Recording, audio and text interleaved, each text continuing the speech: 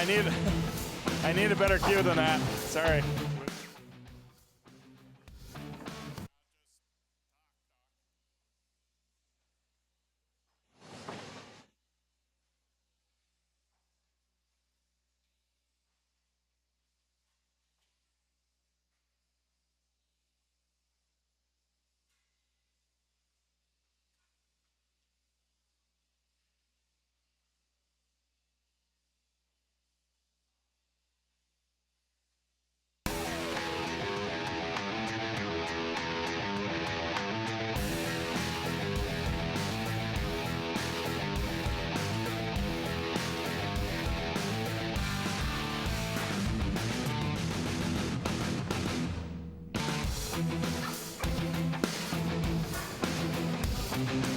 Welcome to Maple Grove Community Center for Northwest Suburban Conference Boys Hockey. It's the second meeting of the season tonight between the Champlin Park Rebels and the Maple Grove Crimson.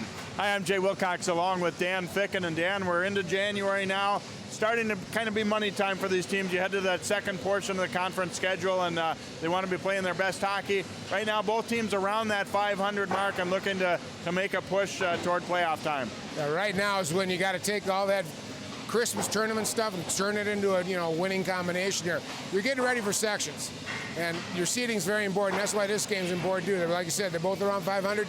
Both these teams have to beat the teams they should, and they got to steal a couple to get themselves in good seeding position. So it's an important game for both teams. Champlin Park coming off a win Thursday night against Armstrong, and a team that got all the way to the Section 5 AA championship last year. Kind of a surprise. Hasn't happened often in their program. They were hoping to build off that a little bit. Numbers a little bit of an issue for them, but a team that's capable of doing some good things. Oh, definitely. Coach Johnson, when we talked to him earlier, consistency. They got to play a really good game tonight. Not quite a perfect game, but they got to be consistent. But they learned how to do that last year, and that gives them a little bit of confidence. They believe they could beat this Maple Grove team in no way, shape, or form, and that's the way you build for it, with confidence and stuff. So we'll see what they can do against the Crimson tonight. Maple Grove a little bit disappointed in a loss Thursday night against Andover, but you look at their schedule, and they have really played kind of a who's who in non-conference play too, and they've been right there with some of the best teams in the state, including Wayzata a couple times. They are not far off from taking that next step up.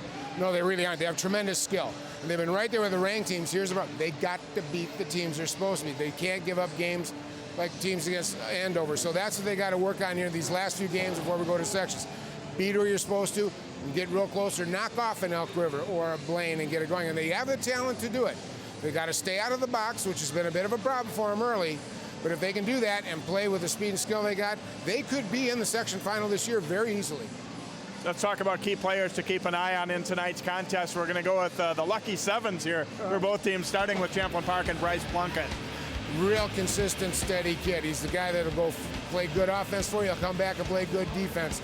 Sometimes he'll get in trouble when he tries to do it all, so he has to stay within himself. But he's a good key player. He's good on the penalty kill. He's good on the power play. Pretty much goes through him for them. 10 goals to lead the Rebels this year for Plunkett and for Maple Grove, a guy that really has a lot of talent. Good player for them, Sam Valerius.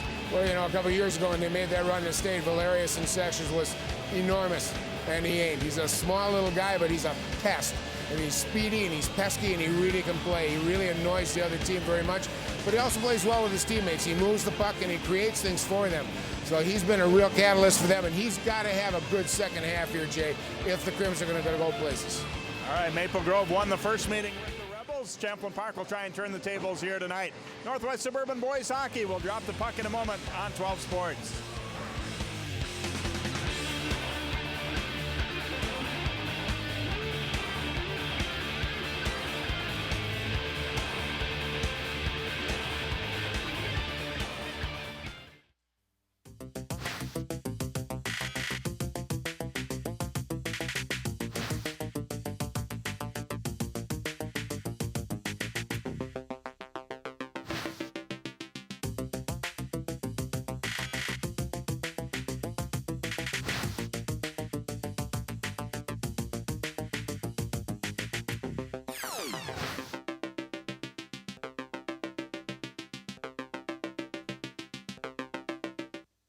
Thompson off the skate of Sam Ross at center. The In the pass, handcuffing Abernathy a little bit. Rebels try and get it going the other way, but quickly taken right back as the teams trade turnovers in the opening minute.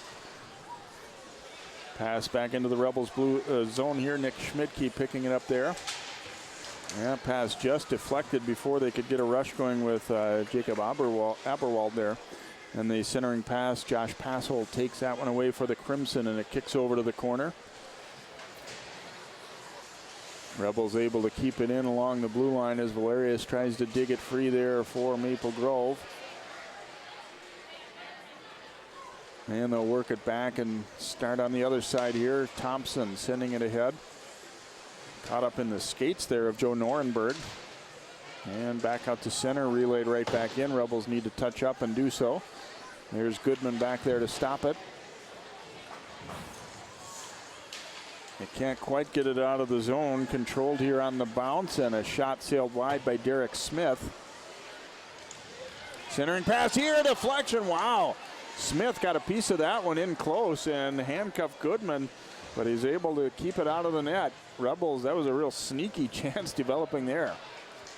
Well, they're doing it really, their forecheck is really working well, you know, not very forceful, but it did the trick, got a couple turnovers, created a good opportunity for them. Pass a little too far for Valerius, so an icing call against the Crimson here. Well, we were talking to Coach Janosten of the Rebels here earlier.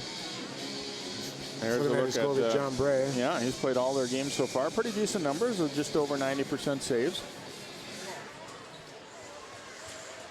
Thompson flipping it ahead. Evan Augustine carrying it through neutral here for Maple Grove. He'll send it in deep. Sam Huff there to get it. Flipped it behind, kicked free there by Matt Vogel. Now back out to the point. Here's a tip try, and that sails over the net. Maple Grove first offensive time here, getting a little opportunities. Keenan Lindstrom sending it ahead up the left wing side now for the Rebels. Max Lehman, and he'll relay it in and head off on a change. Drake Thompson, one of the captains for Maple Grove. Pass tipped away and stolen at center, and a chance for a 2-on-1 here for the Rebels. Reese Woods, now the follow-up try. And Aberwald with a great opportunity there. And this one's going to roll all the way down. Bray will set it aside for Lundstrom.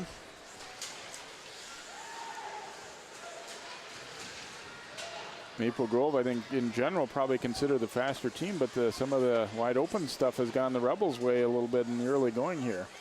Well, Rebels are doing a good job of an inside-out checking, trying to force things inside. They're also controlling the puck pretty well, Jay. They're not letting Maple Grove really have good control of it and doing some smart things with the puck, not trying to get out of what they can't do, but doing what they do well. Here's Abernathy firing, and that's off the blocker of Bray and up into the American flag sitting in the corner there. There's a look at Brady Goodman. He's seems to kind of seized the job a little bit here, the sophomore. They've have three goalies who have played some, but you see his numbers quite good so far, and maybe not a for sure permanent number one, but right now he's doing a good job, no doubt. Well, as a sophomore, you're giving him some valuable experience here in conference games early. You know, he's going to be around for a couple more years. Let him get some good experience. Coach Starkey talked about how focused he is in preparing for games and everything too, and he felt like their team plays well in front of him also. Valerius got a pretty good opportunity. There is a look at Tom Starkey, the new head coach this year for the Crimson. He was sitting in this same chair calling his games back late 90s when Maple Grove first opened up. He was a heck of a player and went on to play at Air Force. Here's a shot, and that one deflecting wide. Maple Grove working it now. Here's Valerius looking out front. Pass was deflected, never made it there. And the Rebels trying to break it out now with Cole Grubner. Plunkett picking it up, putting it out front. Nobody could get to it. Turnaround try here was blocked. And centered once more, taken away by the Crimson as Josh Wenny gets to it. Maple Grove looking to counter. Valerius playing it off the wall here, trying to get it ahead to Passold, but not able to catch up to it. And we will get an icing call here as you get a look there at Pat Janosten, the Rebels head coach, and always fun to talk to Pat. And, great night for their team, or a couple of nights last year over at the Coliseum. I mean, let's be honest. a lot of programs take it for granted that they're going to be in the Coliseum every year, but not really for Champlin Park and some of the other teams. So it was exciting for them, and it was exciting for me to see them there. Well, Pat always talks about how hard his kids work. Now, don't have the most talent in the world compared to the Elk Rivers and the Blaines and stuff, but yet to get rewarded like that, knock off Blaine and stuff, and really make a run at it. What a great thing for the program, and it boosts everybody's attitudes that they can get it done. They may not have the most talent, but if they play well, they can get it done. Nice takeaway there by Derek Smith, trying to get through a check but couldn't quite do it. Augustine picking it up here for Maple Grove. Hits Vogel now. He's been called up from the JV here with a little bit of an injury situation. Near turnover there, but the Rebels able to get it back out to center. Long try. Goodman has to watch that one closely as it comes down into his glove, and he's going to hang on and will force a face-off here as you see it caught up in the webbing just a little bit. We've got 11:54 to go in the opening period, and no score on the board here between Champlin Park and Maple Grove. I'm really noticing the Rebels aren't letting Maple Grove really show that speed. Now, they're trying to put some far-ahead passes that they could skate to use that speed, but Champlin Park has shut that down on Maple Grove so hard tonight. Abernathy playing it deep into the corner here. Rebels quickly counter, though, and get it on out. Woods carrying it. That one off the defenseman's stick. Woods able to pick it back up, though. Reese Woods looking for someone. Now the pass tip and pushed to the outside. Abernathy coming up with it. Trying to get it to Jack Kiebelbeck, but that one is broken up. Kept in at the line, though. Crimson changing, so Champlin Park plenty of time to go back and retrieve that one. And relayed right back in by Sam Franta. Lundstrom taking a hit from Valerius, who's a lot smaller, but he didn't care. Here's Plunkett all alone.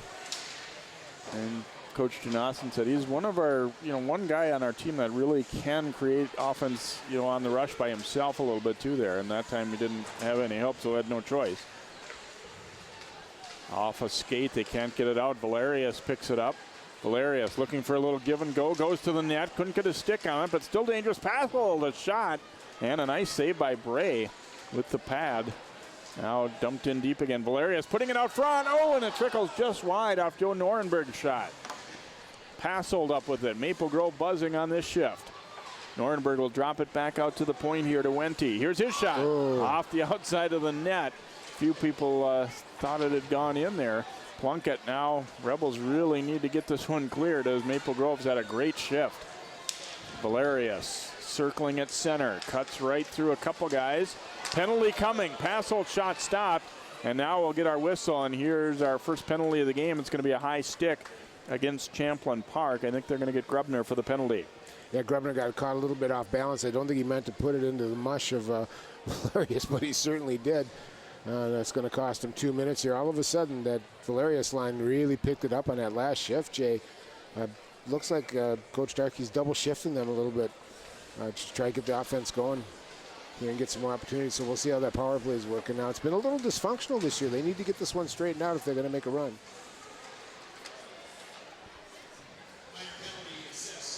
Crimson setting it up. Pass was broken up a couple times. Now they keep possession, but not for long. And getting to it to relay it on down was Reese Woods.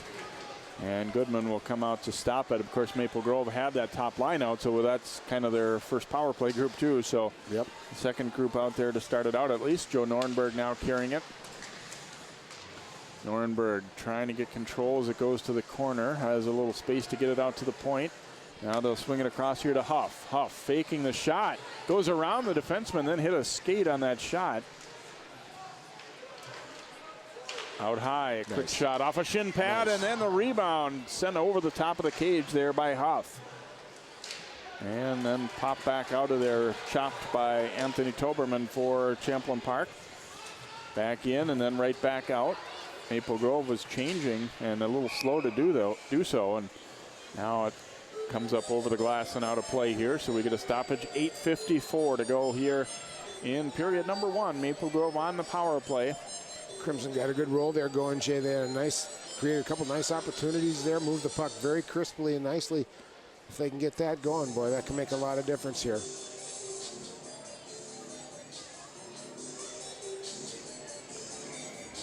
Passolt out to take the face-off here. Controlled initially by the Rebels, Danny Egerich there, but now back the other way comes Maple Grove, and Valerius will send it on in. Rebels got there first, but Thompson keeps it alive in the offensive zone. Another try at clearing it, this time successfully from Michael Burrell. Thompson being harassed there. Gets the pass back to Franta. Sam Franta leading the power play rush here. Franta circling behind. They get traffic out in front. Franta swings it across to Passolt. He fires. It's off the glove of Bray. Down to just a couple seconds to go in the penalty time. And the penalty is now over. Champlin Park back to full strength. Here comes Plunkett. Took a hit and then another. Here's Franta back the other way from Maple Grove. Sam Franta firing and into the pads of Bray, and he's going to hold on to force a face-off. So Champlin Park, all things considered, have to feel pretty good about the penalty kill they're down. They've been pretty steady. They're marking it at about 75% all year, which is good numbers for that. Done it well, but Sam Franta did a very nice job, especially here in the second rush too. Didn't have much in the middle. Took the defense, moved him into the middle, and got back, got a good shot on it, and also got a face-off inside the Champlin Park zone. But he had a good power play run there. Franta did. Jay, I thought he did very well. Keeblebeck drops it off to Fisher. That one broken up at center ice. And flipped on in. Goodman directs that aside. Fisher controlling it here for the Crimson. It didn't connect on the pass, and he'll get it right back. Broken up. Keeblebeck able to bring it in. Bray back there to stop it here for Champlin Park. And that pass a little too far for Anthony Donato, and it's going to be an icing call against the Rebels. Oh, it was a good breakout attempted by the Rebels. They got good control of it. The other thing I like that they're doing well too is when Maple Grove gets their forecheck going, they tend to reverse, and they're doing it very well, getting some clean breakouts. I think Maple Grove's only pinned them in there about 3 times in a 5-on-5 situation. Intercepted by Valerius, puts it out front. Here's a try by Passolt, but Bray makes a tremendous save. Wow, the Rebels come over to congratulate him on that one. It could have easily been a goal right there as Valerius, a clean pick behind the net, and he set up Passolt. I could almost hear Passolt going, what the? Where was he from? Look at that. Just a real nice backhand opportunity. Bray was right over on top of it, though. He's played very well for the Rebels. He's made a couple key saves here, Jay, so far. Yeah, moved side to side real well there. It comes right up the middle. The race is on, but getting there first is Kelly for Maple Grove. And then sent back in by Plunkett. Thompson will stop it here for the Crimson. Now they break it up the middle. Passolt. Valerius had to wait for him here. Now Passolt getting a shot and not hitting the net with that one, though. Chip back out to center. Kelly dropping it ahead, but with some speed the other way. Egerich firing, and that one's right into that Crimson crest on the jersey of Brady Goodman. So Champlin Park, not a ton of time in terms of possessing the puck in the offensive zone, but they've gotten a few things here and there, and I think overall they've got to be relatively happy with the way this first period's gone. Yeah, I think Coach Johnson will be real happy. They're playing within their game. They're not giving up too many opportunities. Bray stood up when they had him, but I think they're doing some good things here. Sam Huff carrying it, a 2-on-2 rush. Pretty solid defensive play there by Burrell to stay in front of him and line him up a little bit. Now the Rebels able to gain possession. Eberwald getting it into the Crimson zone.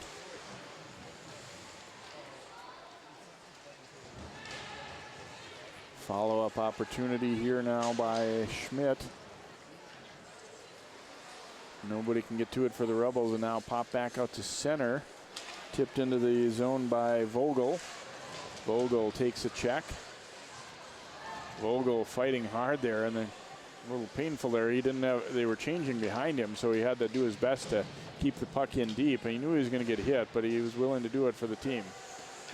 Well, you got a lot of equipment on. You can take it. You forget that. It looks ugly, but sometimes it just isn't too much of a big deal. It just stops your play.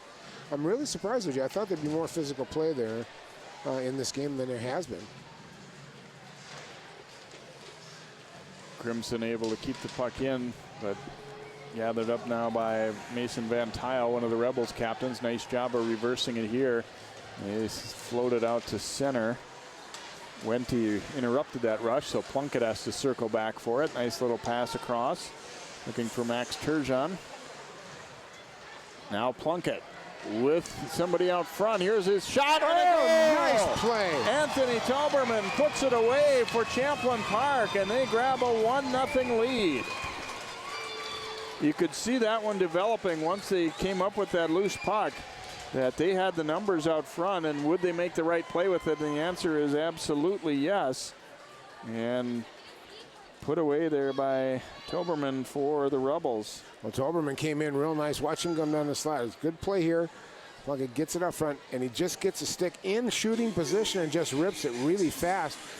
It would have been an inch a little bit more to the right. He never would have got it, but nice play by Champlin, and found some open space and made the shot count. Be his second goal of the season.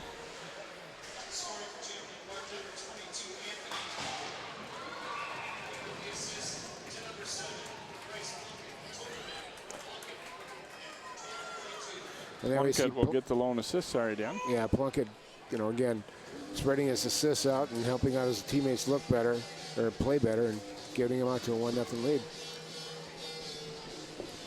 And a penalty here on Drake Thompson of the Crimson. So now we'll get a power play opportunity for the Rebels as well. They get a goal, and now they'll get a chance to add to that lead. Here's Plunkett teeing it up. Missed the net there, short side. Ooh, and a hard fall. Might lead to a rush the other way. Passold has Nornberg with him. Passold trying to put it up front. Nornberg got a shot. And then the Rebels D tipping it into Bray. Boy, almost. They had a 2-on-1 situation, and they worked it, I think, pretty doggone good. The D was staying in between nice and blocking it off, and again, he blocked it off, but then who was it that stepped over there and got a good shot off? Number 15, Nornberg. Rebels coming back the other way with the power play rush. Reese Woods firing. Goodman with the glove catch, and he looks to hang on to that one here.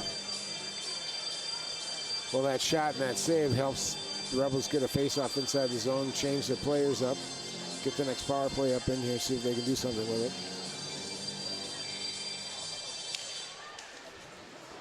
it. And the face-off will slowly trickle back into the Rebel zone. Nick Schmidtke dropping it back off there now for Kielb. Daniel Kielb takes a hit, but they get it into the zone, but not very deep. Valerius blocked it, and he almost had a chance to get himself going the other way, shorthanded. Now here's Tauberman making a bid to go 2 for 2 there, and Goodman able to make the catch on that one. Usually you don't want to see him take a quick shot like that, but there really wasn't too much they could do to set it up or get wide-sided, or get it off to the outside to set up. So Tauberman took the shot, which was a smart move. They get a face-off now. Now let's see if they can set the power play up to create a better shot. He's playing well enough to get himself some ice time. It looked like, Pat Johnston's lines that he gave us initially showed Tauberman as a fourth liner, but he's been getting some good work in out here tonight. Now Nick Schmidtke's pass tipped away. Nornberg, as he's falling, got it back to his D, and then ouch. Hits that one in. I think it hit the official and then into the penalty box area, sent everybody scrambling. Is that why they have all these signs that say beware of flying pucks around the rink here? Keep your head up, boy. The problem is when it comes from that close, being ready isn't going to do you all that much good. You just got to hope it doesn't hit you. Yeah, when you reach a certain age, you ain't going to get out of the way. 40 seconds left in the man advantage here for Champlin Park. Just over 3 to go in the period. Here's a nice opportunity for Woods as he got control and spun a shot away. But Goodman never lost sight of it. He stayed with that one all the way. That one was an excellent opportunity there for Champlin Park. Woods showing pretty good strength here to hold off the defenseman well enough to get a shot. Oh, he's big and strong, got a big reach there, and just, wow, nice play. Back out to the point, Champlin Park trying to convert on this first power play opportunity of the night for them. Long one there, and that deflects up and out of play, and it was off of Wood, so the faceoff will come outside the zone. You know, it's nice when you got Woods in front there, knowing that he's stable and they aren't going to move him out. If you get stuck, you can put a shot on net, and it might go in because he's going to have something to do with either interfering with the sidelines or getting a stick on it to change direction on it. Hasselt and Plunkett will take this face-off. And didn't get much on that clearing attempt that time was Austin Rickliffs for Maple Grove, and then Champlin Park. A little more time to set up again here. Cross it comes to Plunkett. Plunkett putting it down low, and the backhander goes high. Boy, they really lost track that time of Turgeon, and had a pretty good opportunity right toward the end of that power play there, but now the Crimson have killed it off, although the Rebels, I think, got some momentum built on that penalty. Valerius putting it down deep, and the Rebels looking to break it out here. Nice reverse. Yep, Burrell sending it over there and knocked back though to the corner, and Burrell will come up with it again. There's a steal by Passel, puts it out front. Nuremberg scores! And we're even up at one. Well, they got away with that once, but not twice. Yep. Went back through, and Passel was right there, stealing the puck, and left John Bray all alone. Nuremberg just sniped one up into the corner.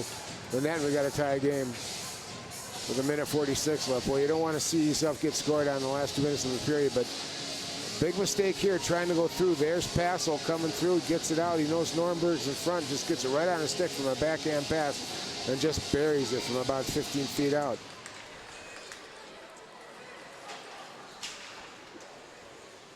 Good job, too, by Valerius going to the net to screen the goaltender, too. Nuremberg will get his 5th of the year. Passel will get the lone assist, you would think, there. No, they're going to give Franta an assist also. I don't really know how. It was a quick turnover, but they'll get that fixed. Boy, Champlin's got to be careful there. You got to be real careful behind that net, moving that puck. They made a nice reverse, as we called it originally. They tried to go back the other way. Well, Passel read it just beautifully and got himself in excellent position. Off the draw, puck stays in the circle now. Valerius is shot, but just too many skates in the way there. Crimson, I think, feeling the momentum of getting that goal, looking for more here, and an opportunity again by Nuremberg with that one deflecting up off the glass and out of play. So a face-off coming, I believe, outside the zone, it looks like they're saying. See what went off. Yeah, it hit the goaltender, it sure appeared. Yeah, it's inside. Yeah, the one official, I don't think, saw it the same way. He thought it hit just the outside of the net, but I think it hit Bray there. So now the Crimson win the draw. Back out. Here's Thompson shooting, and that one got all the way through to Bray, who knocks it into the corner. Boy, Coach Starkey's playing this line quite a bit during this period, Jay, for the Crimson here. It's paid off, obviously, but he wants to put some goals up there, and this is the line he's got faith in.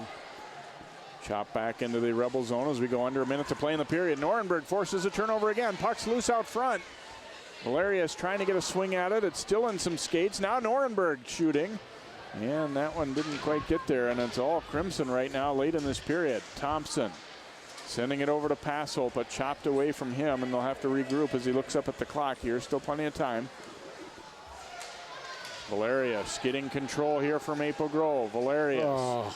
Little move there, drops it back off. Thompson a shot. That one deflecting up high off the glass here. 20 seconds to play in the period. We're going to be hearing from the coaches in between periods with Alicia Denyas as Patch and Austin will stop and visit here after this first period ends. 10 seconds to go here in the opening period as Goodman gloves it and hangs on. Been a pretty entertaining first period here so far, Dan. It's been an excellent period, actually, Jay. The pace has been pretty good. Surprised by the lack of physicality, but it hasn't done any damage to the game. They're moving up and down the ice pretty good, both teams.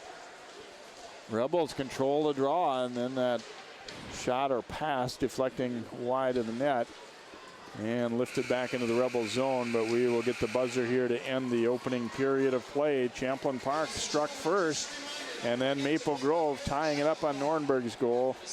So we are even up at 1-1 after one period here at the Maple Grove Community Center. We'll be back with more of our live coverage of Northwest Suburban Hockey on 12 Sports.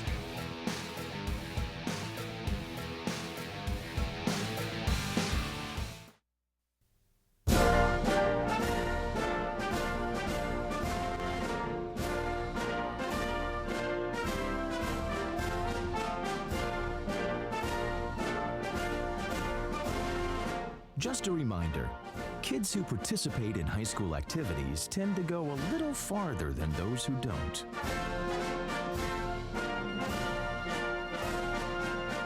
Take part. Get set for life. National studies show that students who participate in activities like music, sports, and drama not only have better grades and attendance, but they develop the character to handle adversity, the grace to accept defeat, and the self-confidence to start over.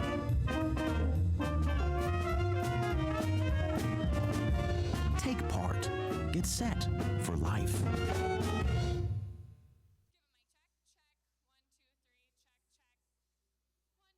Oh, hey, bud. Where are you headed? Just gonna hang out. With Gary and Todd? Yeah?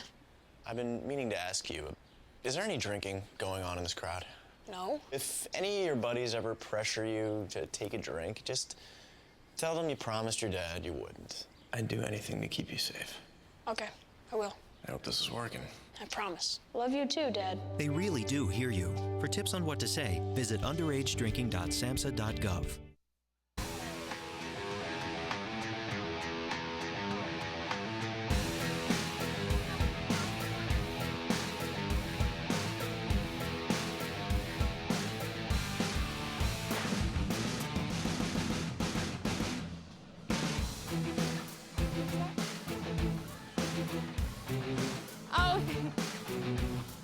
Welcome back. Thank you. I'm alongside the head coach of Champlin Park.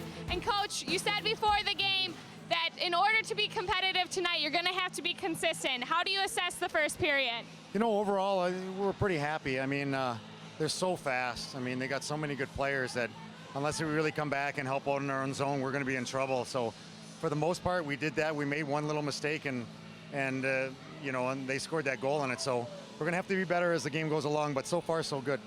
Well, you're heading into the locker room now, so what are you going to say to your team to prepare them for the rest of the game? Well, I think that in order for us to be able to continue to compete, we have to be really good below the dots in our own zone. That means the defensemen really got to take their time and space away. Center's got to really help out. I mean, they got some really, really good quality shots right in front of our goalie. Our goalie's playing well, so hopefully we're going to have to make it easier on him by coming back, helping out, wings coming back and helping. So if we can do that, if we can eliminate some of those chances, hopefully we'll be able to compete throughout the whole game. Well, good luck with the rest of the game, Coach. I'll let you get into that locker room. Okay, thank you. Back to you, Jay. Thank you. Thanks. 1-1 our score, thanks to Coach Janosten. We'll be hearing from Coach Starkey in the second intermission. 1-1, the little guy is getting a chance to get some time in here in front of a big crowd here at the Maple Grove Community Center. We will continue with our coverage here on 12 Sports as the Rebels and the Crimson even up after one.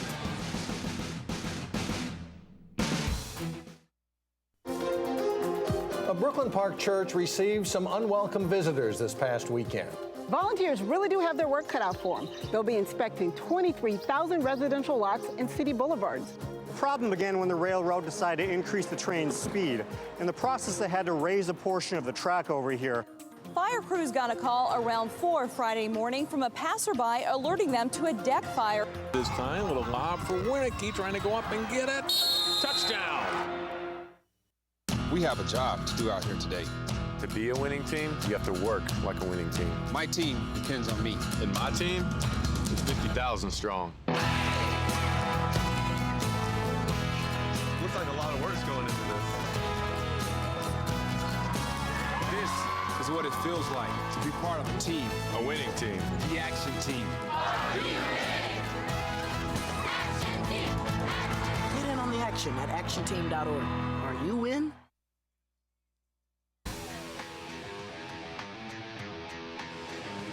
welcome back here to the Maple Grove Community Center. You got a little of that Charlie Brown music going on and all kinds of kids out there. These are the future of Crimson hockey here. 1-1, the Rebels and the Crimson. Well, Champlin Park's hockey team in action here tonight on 12 Sports, and I'll tell you, their boys basketball team is having an outstanding season as well. They lead the Northwest Suburban Conference right now, and we're about at the halfway point of the conference schedule. They're ranked in the top 10. Rebel boys are having a great season. We had a chance to catch up with them, and here's a look at that story. The Rebels are 9-0 in league play and 13-1 overall. They're ranked number 4 in Class 4A. With a veteran team and 3 all-conference players returning, the Rebels expected to be strong. They haven't disappointed. Well, I definitely expected us to be good, but it's just the chemistry of our team and the teamwork. It's never been like a team I've been on before, and it's just really unique how close we are, and I think that's what helps us win some games. I expected a lot from our boys, but I think they're stepping up even, reaching their expectations even higher. The boys are playing really hard, playing well together, having a lot of fun, which is part of the game for sure, and real happy with the way we've done with the conference first time through here. Champlin Park went 2-0 in holiday tournament action in St. Cloud, and they own wins over the 2nd and 3rd place teams in the Northwest Suburban, Armstrong and Osseo. Averaging 85 points per game, it's a Rebels team that isn't built around one star player. Instead, it's a lot of very good players. I feel like we're more as a team. I mean, they can shut down one person, you still got 6-7 more kids that have to worry about that can score on command. So I think we're just a very dangerous team to be matched up with. I think it helps us because sometimes you see these teams where guys score 40 a night, but they're never winning games. So we're very balanced, and I think that helps. The balance helps us win. The Rebels take on Park Center and Spring Lake Park in the week ahead. So the Rebels, as we said, off to a great start and coming up against Park Center on Tuesday night, so a good rivalry matchup there. Right here tonight in hockey, it is 1-1, Champlin Park and Maple Grove. The little guys have cleared the ice. We'll start resurfacing and then get ready for period number 2. Thanks for joining us tonight on 12 Sports for Northwest Suburban Boys Hockey.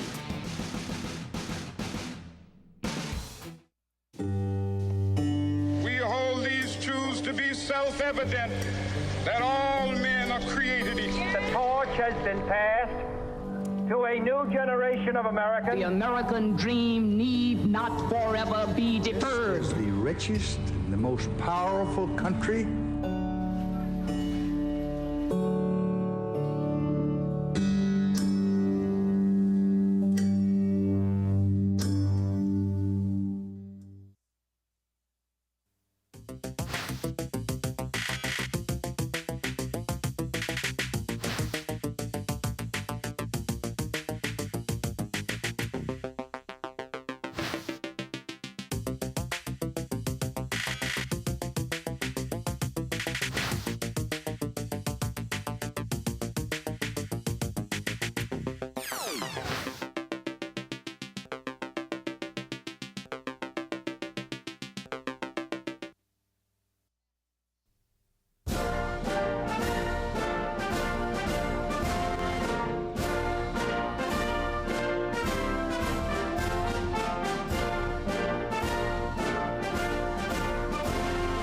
Just a reminder, kids who participate in high school activities tend to go a little farther than those who don't.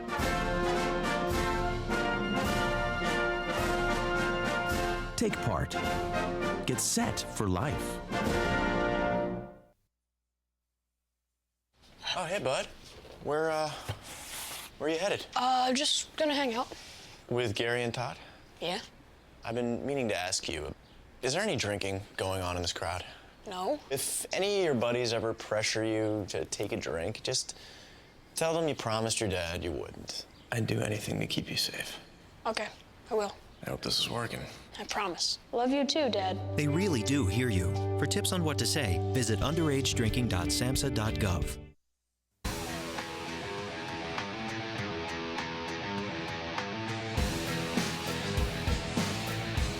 And welcome back here to the home of the Crimson, Maple Grove Community Center, as they are tied up with Champlin Park at a goal apiece here after one period.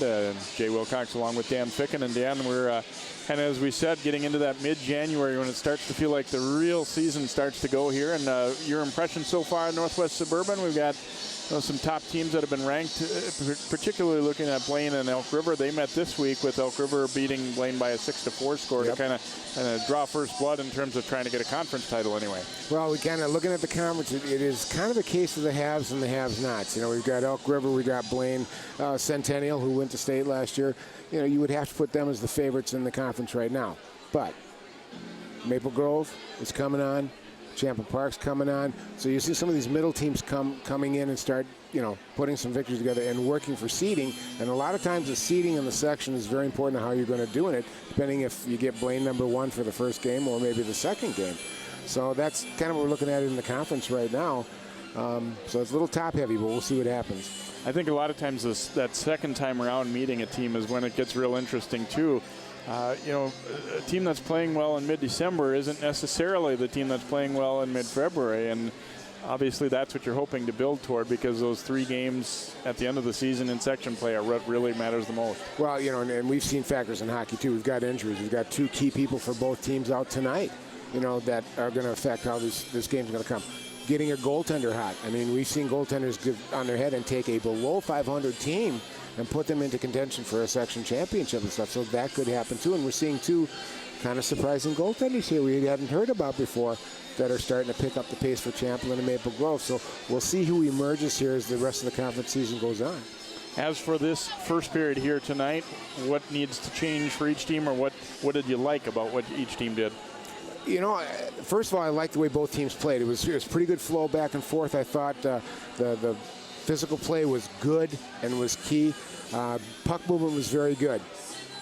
Champlin's got to reduce the amount of shots that Maple Grove got, especially at the end there. Maple Grove got a little bit more momentum with some extra shots. They're going to have to shut that back down and take control. They also need to have more control in the Maple Grove zone. Don't let them into their zone. Play in the Maple Grove zone and tire them out. For Maple Grove, I thought they looked good, but I'm wondering how long that top line is going to hang in there. They played a lot in that period. I would say over half that period. So that's something Coach Starkey's going to have to be worried about here in the third period. All right, we will take a quick time out here. We'll come back with our first period highlights and then drop the puck for period number 2 here as the Rebels and the Crimson meet here at Maple Grove's Community Center on 12 Sports.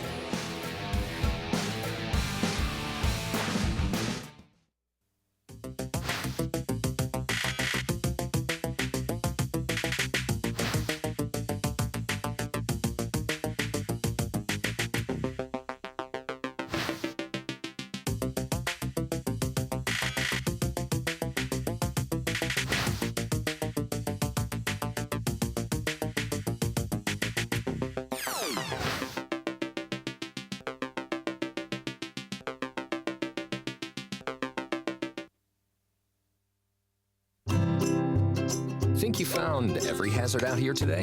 Think again. The spot you missed could be a killer. That spot on your skin could be skin cancer. If you're a man over 50, you're in a group most likely to develop skin cancer, including melanoma, the kind that kills 1 person every hour. That's why your best shot is to check for a spot. It's easy. Follow through and check your skin. Go to spotskincancer.org to find out how. A message from the American Academy of Dermatology.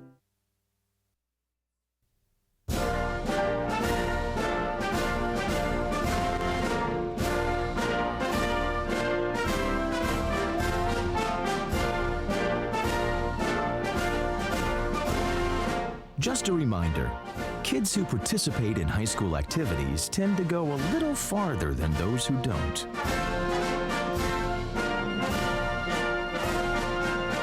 Take part. Get set for life.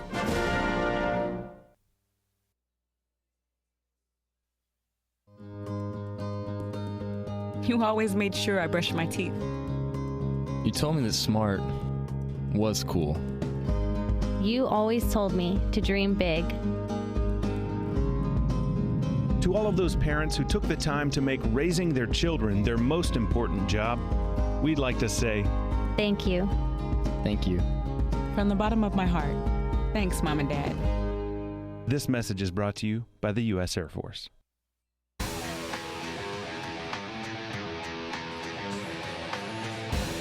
Welcome back here to the Maple Grove Community Center. You see the other conference teams in the Northwest Suburban represented on banners up there on the wall here too, including Champlin Park. And Rebels have come in and played a pretty solid first period here against the Crimson.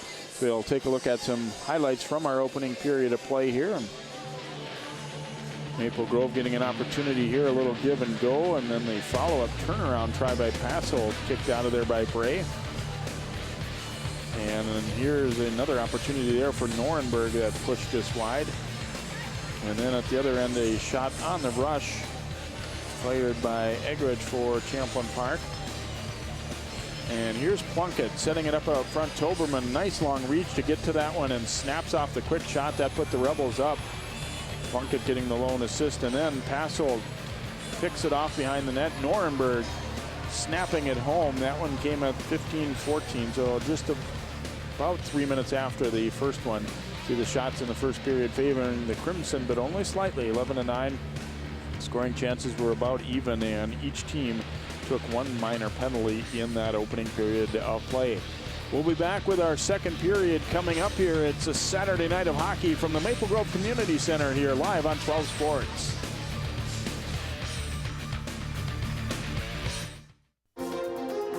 A Brooklyn Park church received some unwelcome visitors this past weekend. Volunteers really do have their work cut out for them. They'll be inspecting 23,000 residential lots and city boulevards. The problem began when the railroad decided to increase the train's speed. In the process, they had to raise a portion of the track over here. Fire crews got a call around 4 Friday morning from a passerby alerting them to a deck fire. This time, little lob for Winnicky, trying to go up and get it. Touchdown! We have a job to do out here today. To be a winning team, you have to work like a winning team. My team depends on me. And my team is 50,000 strong. Looks like a lot of work's going into this. This is what it feels like to be part of a team. A winning team. The Action Team. Get in on the action at actionteam.org. Are you in?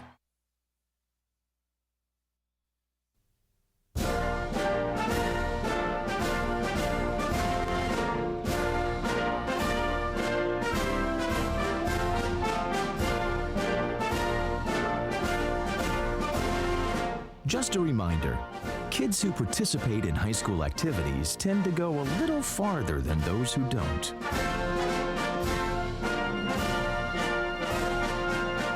Take part. Get set for life. National studies show that students who participate in activities like music, sports, and drama not only have better grades and attendance, but they develop the character to handle adversity, the grace to accept defeat, and the self-confidence to start over.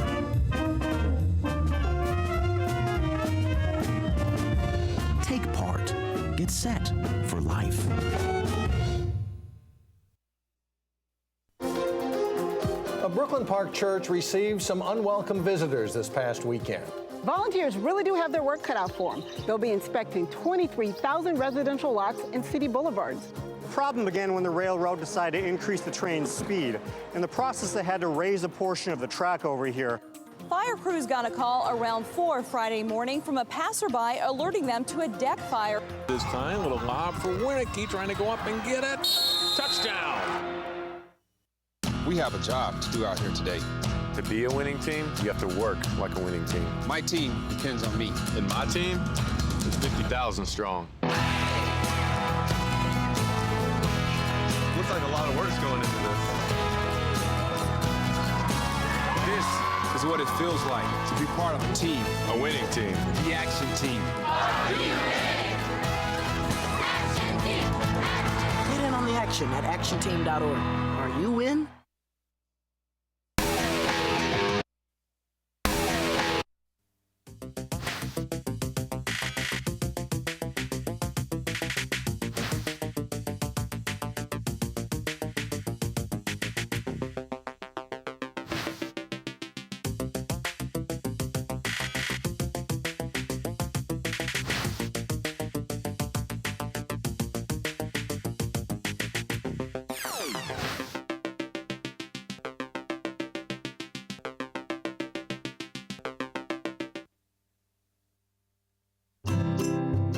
Think you found every hazard out here today? Think again. The spot you missed could be a killer. That spot on your skin could be skin cancer. If you're a man over 50, you're in a group most likely to develop skin cancer, including melanoma, the kind that kills one person every hour. That's why your best shot is to check for a spot. It's easy. Follow through and check your skin. Go to spotskincancer.org to find out how. A message from the American Academy of Dermatology.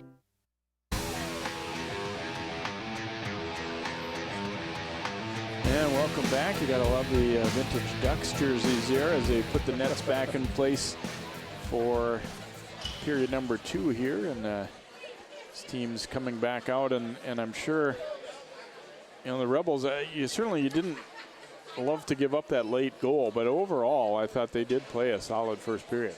They did, and you know, they're playing in the enemy's rink, you know, in somebody else's house, and they're really making a good run at it. It doesn't appear that 6-2 score is bothering them in any way, shape, or form. They came back and really gave the Crimson a run for their money. They even took a lead, but they got to get back to what they were doing well in the first period, and don't let Maple Grove take that momentum away from you like they did in the last half of that first period. Rebels fans, we want to let you know, too, that we'll be seeing Champlin Park boys hockey in action again coming up on the 23rd of January when they host Osseo at the Champlin Ice Forum. So we'll get a chance to see them again in just slightly less than 2 weeks. So good opportunity to see them on home ice as well at the Ice Forum.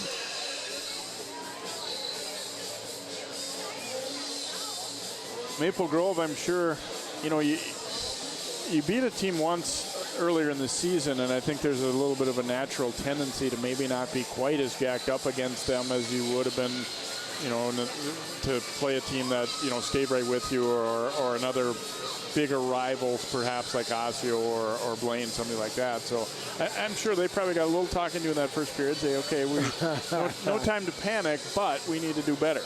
I probably would have walked into that room as Coach Starkey and just said one word: Andover. You know, they did not play very well against Andover, and you can't take this team for granted. Every single point you can gather right now is very, very important for this seeding, because if you want to go up there and play with the big boys, you got to get the seeding to make it worth your while. So I would expect Maple Grove to kind of pick it up a little bit this period and see what they could do.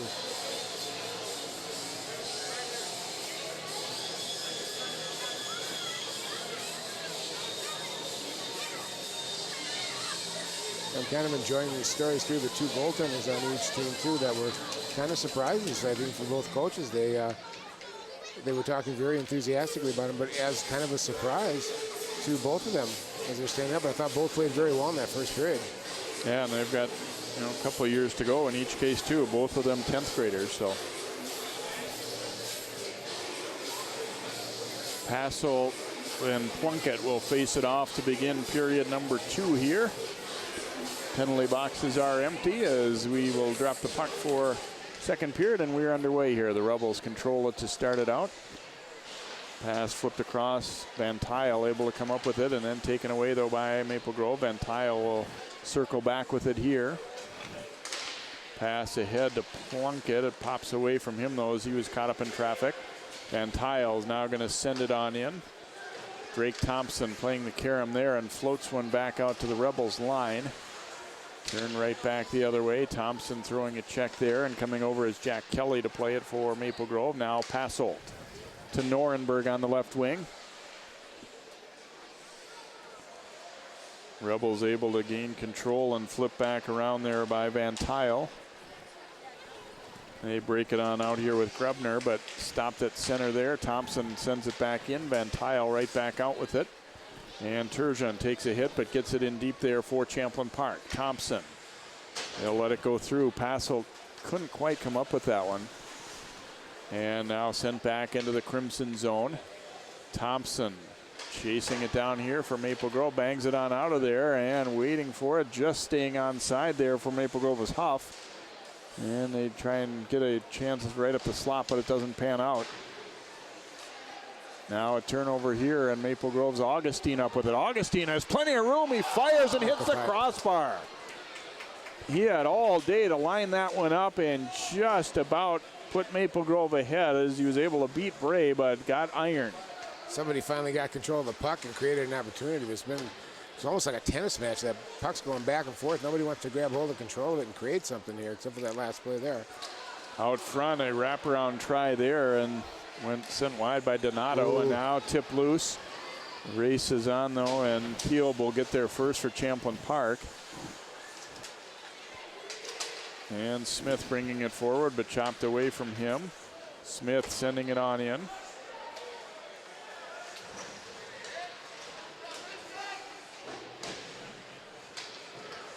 Crimson able to gain control here and around to Rickliffs.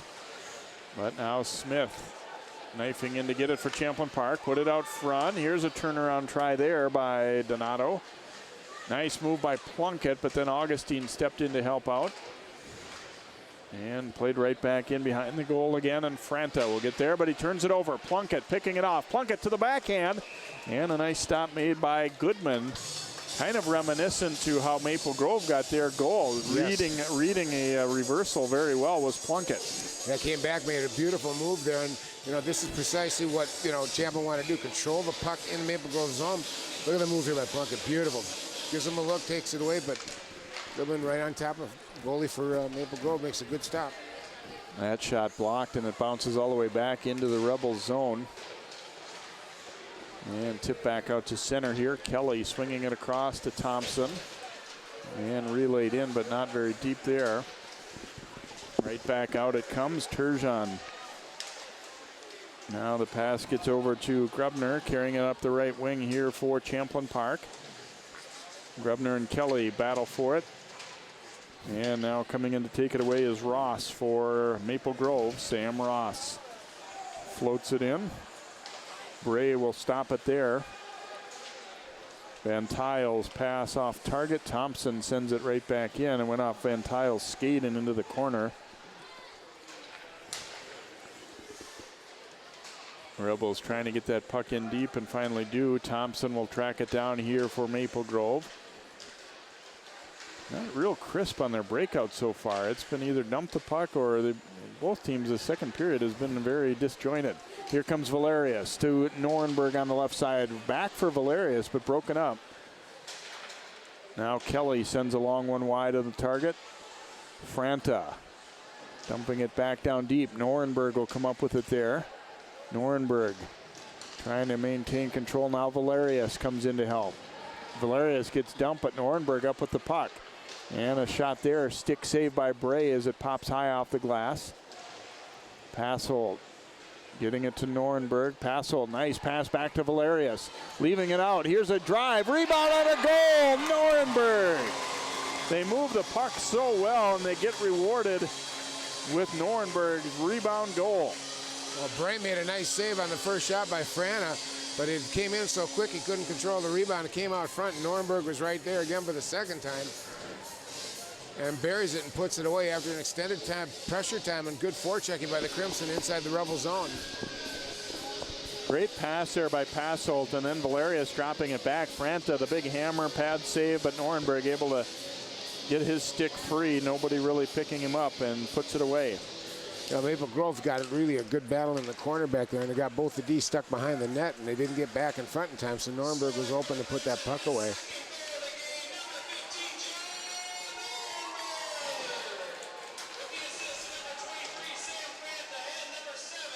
Jay, it's going to be really important for Champlin right now to respond to this now. At least get some time in the zone, get some shots on Goodman, fight back a little bit, take some of that momentum away from the Crimson.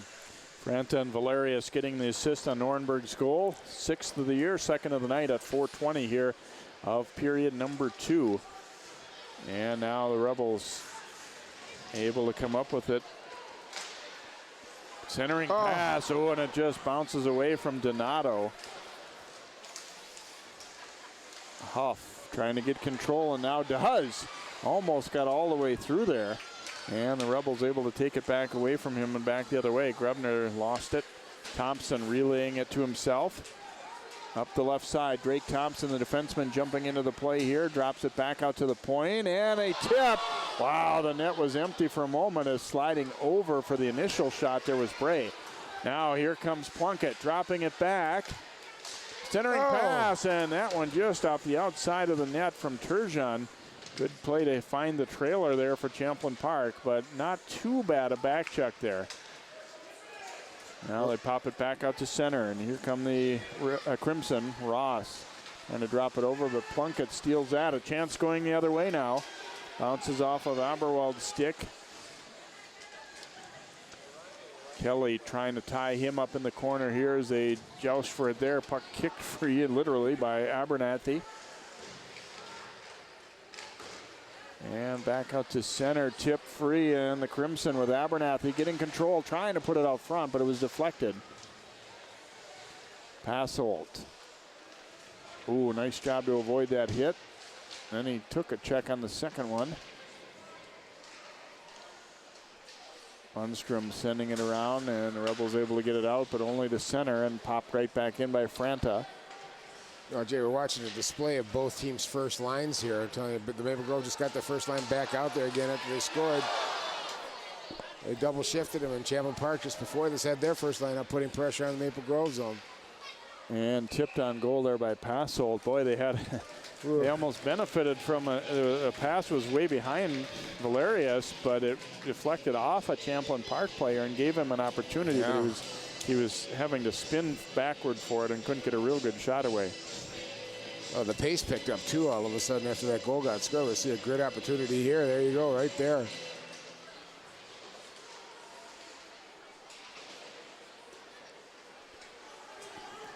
Rebels able to break it out. Turgeon up the right side. He'll lift it into the Crimson zone. Franta sending it back around. Van Tile first to it.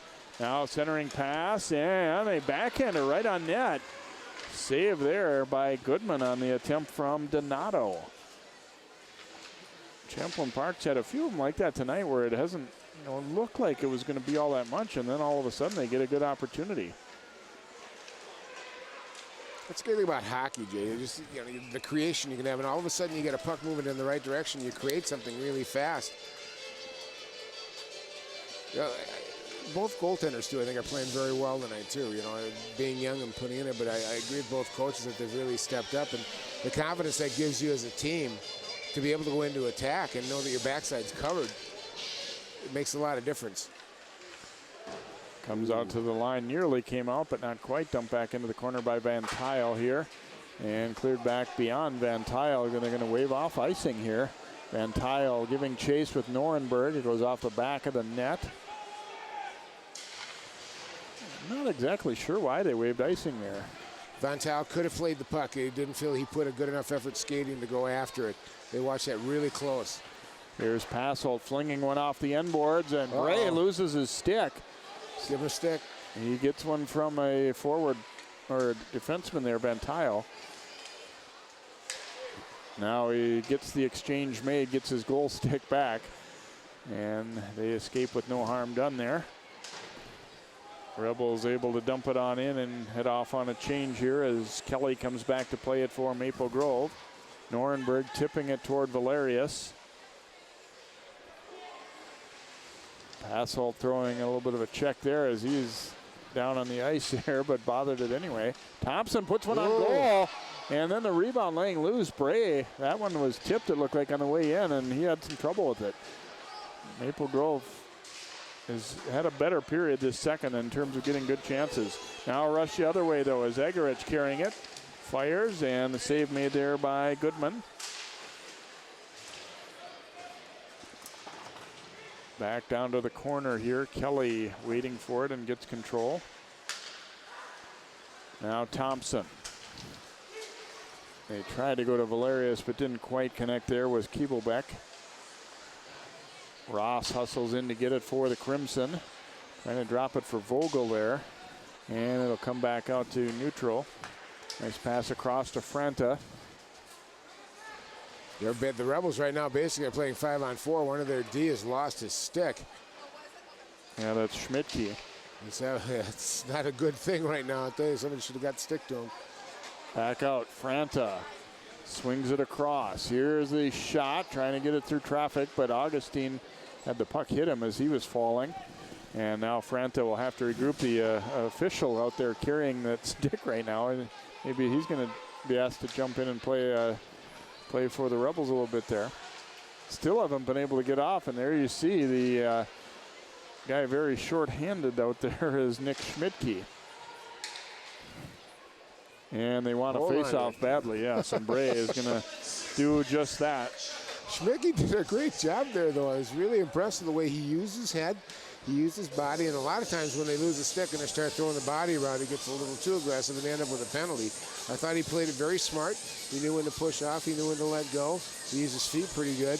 That's a tough situation to be in. Well, it doesn't help, too, that they've got the long change in the second period. So, yeah. You know, and he really wasn't going to be able to get off unless they either got a face-off or got the puck real deep into the Crimson zone there. And so he was stuck out there for quite some time. Well, and ideally, a forward should give the defense a stick.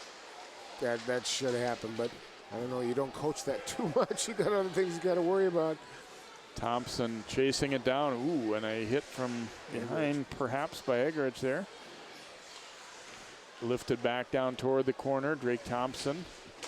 And that one intercepted. It goes off the back of the net. Now Thompson will get it back. Playing in left wing side there for Keeblebeck. And now the Rebels come up with it. I think Maple Grove's done a much better job moving their feet in this period down there. They've looked sharper. I agree.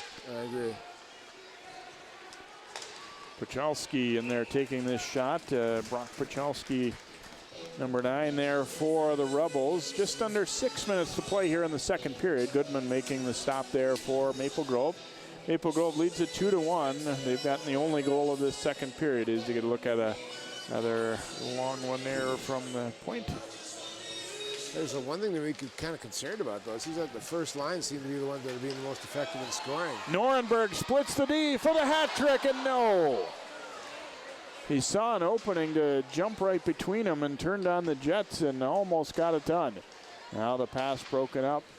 Boy, this line is, and Pascal has that one hit him on the way in. This line has been so dangerous for Maple Grove. They've kind of owned the ice a lot when they've been out there. The Pascal, Valerius, Norenberg group. I would agree, but watch the Jets here in Nuremberg. You said it really well. He found the opening. He just took off, but he got in, I think, a little bit too tight there, Jay. Just couldn't get it up there. Conversely, though, I got to say, I really think Plunkett's line for Champlin has done a pretty good job, too. They're not as flashy, but they've created some opportunities, most of the only opportunities for the Rebels here. Champlin Park able to break it out here. Plunkett trying to send it off the wall, but Norenberg good hands to break that up and sends it right back in. Burrell reversing it around. Back out to center. Turgeon on the rush here. 2-on-2. Turgeon trying to get to the middle. Nice job defensively by Ricklefs there for Maple Grove. Now it's Valerius. Valerius playing it to an open area there as the Passel now comes up with it, gets it to Valerius alone in front. Rebound and a goal. Matt Vogel just off the bench, able to pump in the rebound. Valerius, the good news was he had a lot of time. The bad news was he was so close to the net, there wasn't much he could do with it, but got away a shot.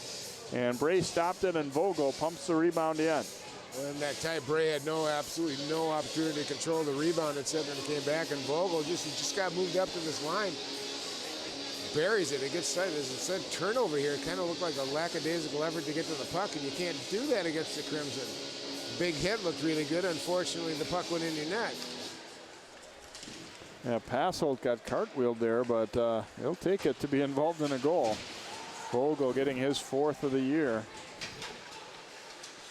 And now a 3-1 hockey game as Maple Grove has had a good period, and now they've got the only 2 goals of the period, and that one bouncing up off the wall and into the Rebels bench. Well, this is a critical moment now for the Rebels.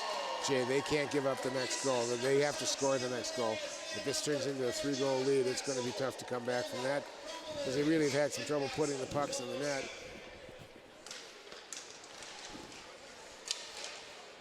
Overall, they've only scored 44 goals this year, whereas the Crimson have scored 60 goals this year. And again, we talked about the difference in competition. Pass ahead broken up. Sent back to the Rebels line there and pushed over toward Lehman. Rebels, I think, need to get out of this period with nothing. Well, I mean, obviously they like to get one themselves, but need to get themselves settled down here. They've been outplayed in the second after a pretty even first. Yeah, Here, absolutely. Augustine going to the front, couldn't get the shot away. And Champlin Park coming back the other way, but Thompson chops that puck loose at the blue line. Now Vogel back over to Augustine.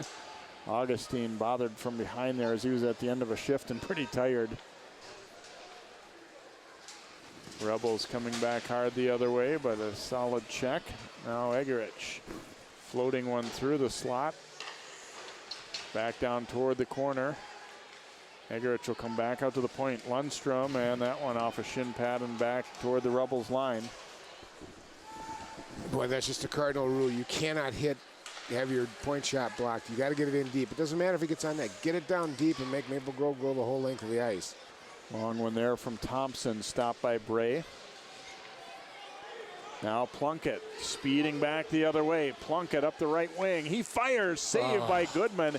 And then the rebound deflected away from Reese Woods as Goodman got enough of it to not allow a rebound goal there. Turgeon, nice stick, but then he is blasted by Sam Ross. And it's going to be a penalty call, in fact, an elbowing call against Ross. Key moment right now. Key moment for the Rebels on this power play. They've got to make good opportunity to make this thing work. They need a goal right now, Jay, to pick them, to get them going. Here's another look at it just after he'd passed it in. Yeah. He followed through with the arm, but I thought initially it was a shoulder check. And sometimes, you know, let's be honest, sometimes you're almost a victim of having a hit work out too well. Yep. There's Goodman, a save, and then he had to reach, trying to get across for it. Another try here, that one knocked down. You know, you knock a guy down, and he did bring the arm up at the end, but I don't think he hit him with the elbow initially anyway. And that one deflects. Goodman getting the pad over to stop it, and then a little back and forth, and we'll see if they'll take Turgeon there, as he got a pretty good cross-check into the back of the Maple Grove defenseman, although it does not look like they're going to call on anything. No, they're not.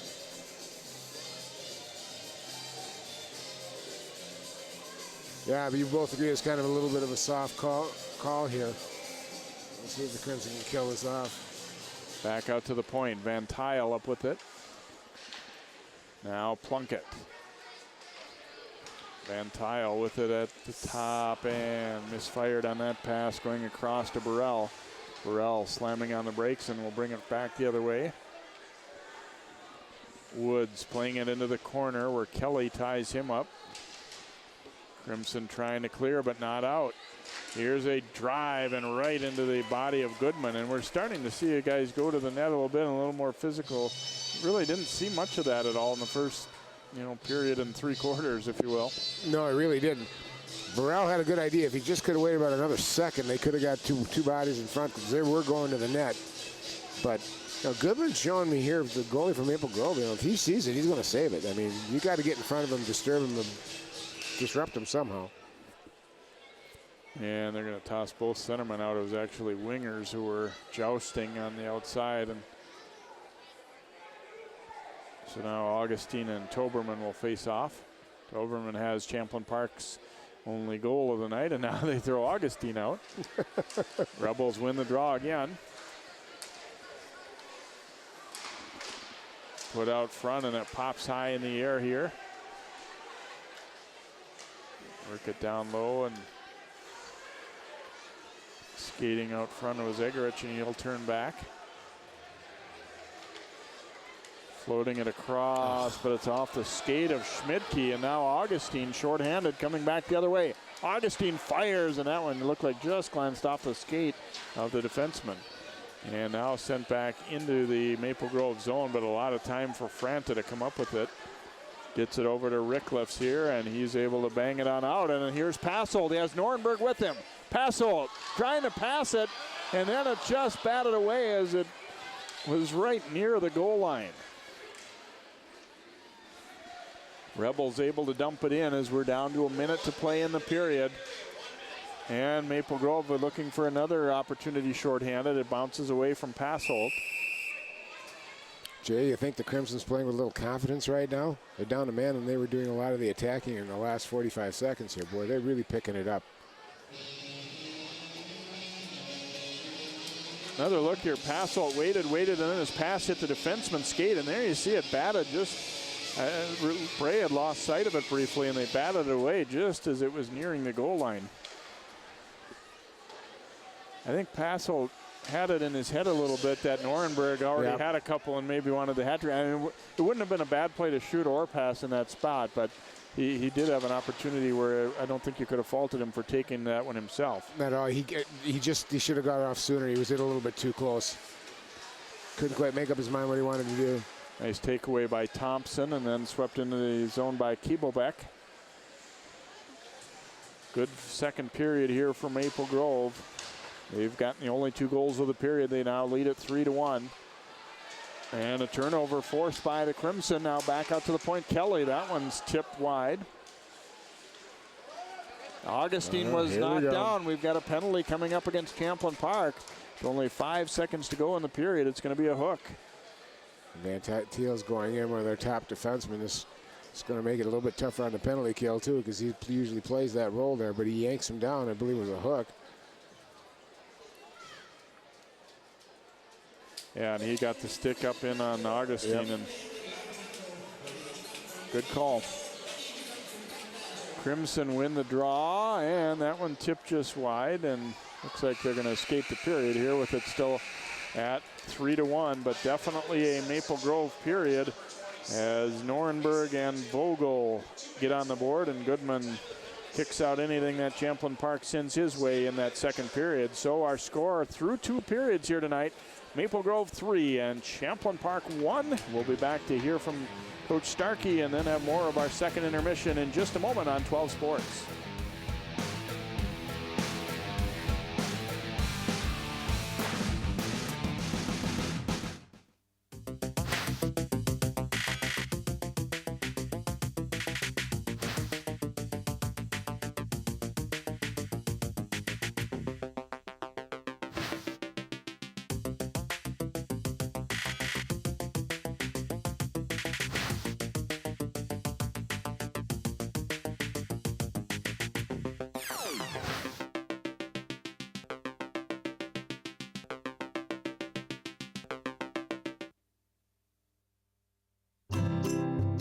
Think you found every hazard out here today?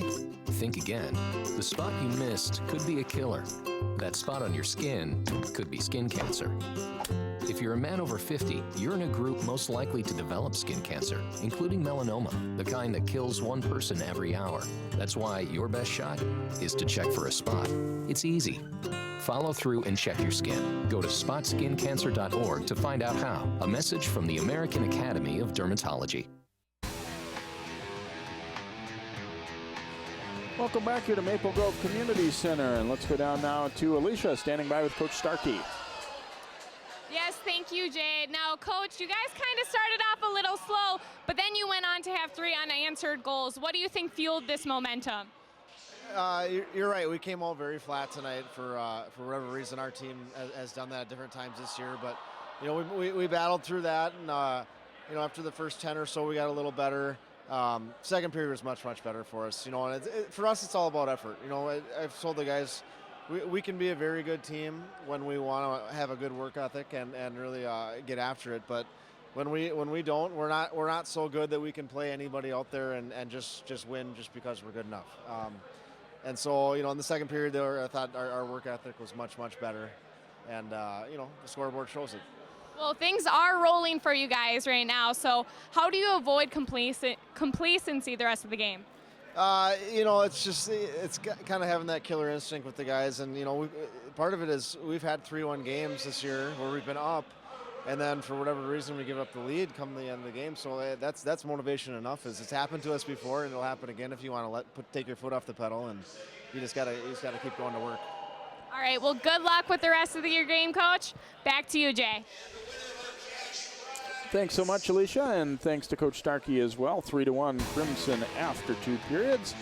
We'll be back with more of our coverage here in just a moment. You're watching live coverage of Northwest Suburban Boys Hockey on 12 Sports.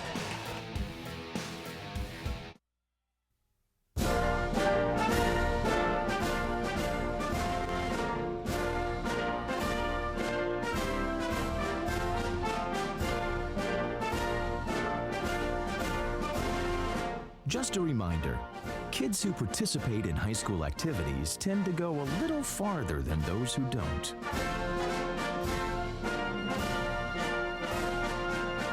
Take part. Get set for life. National studies show that students who participate in activities like music, sports, and drama not only have better grades and attendance, but they develop the character to handle adversity,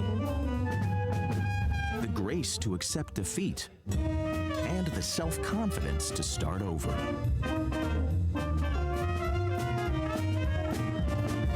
Take part. Get set for life.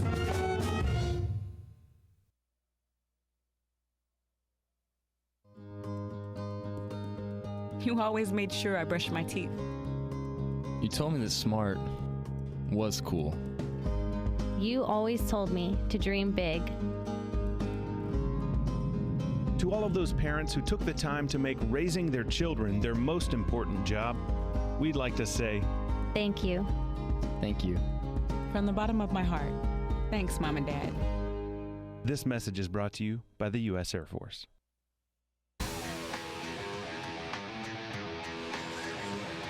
And welcome back here to Maple Grove Community Center. Crimson 3, Rebels 1 through 2 periods tonight in our boys hockey matchup. And earlier this week, John Jacobson of 12 Sports had a chance to talk with John Millay from the Minnesota State High School League about various topics, starting out with what was a surprising early week thing of having to reschedule games because it was so very cold.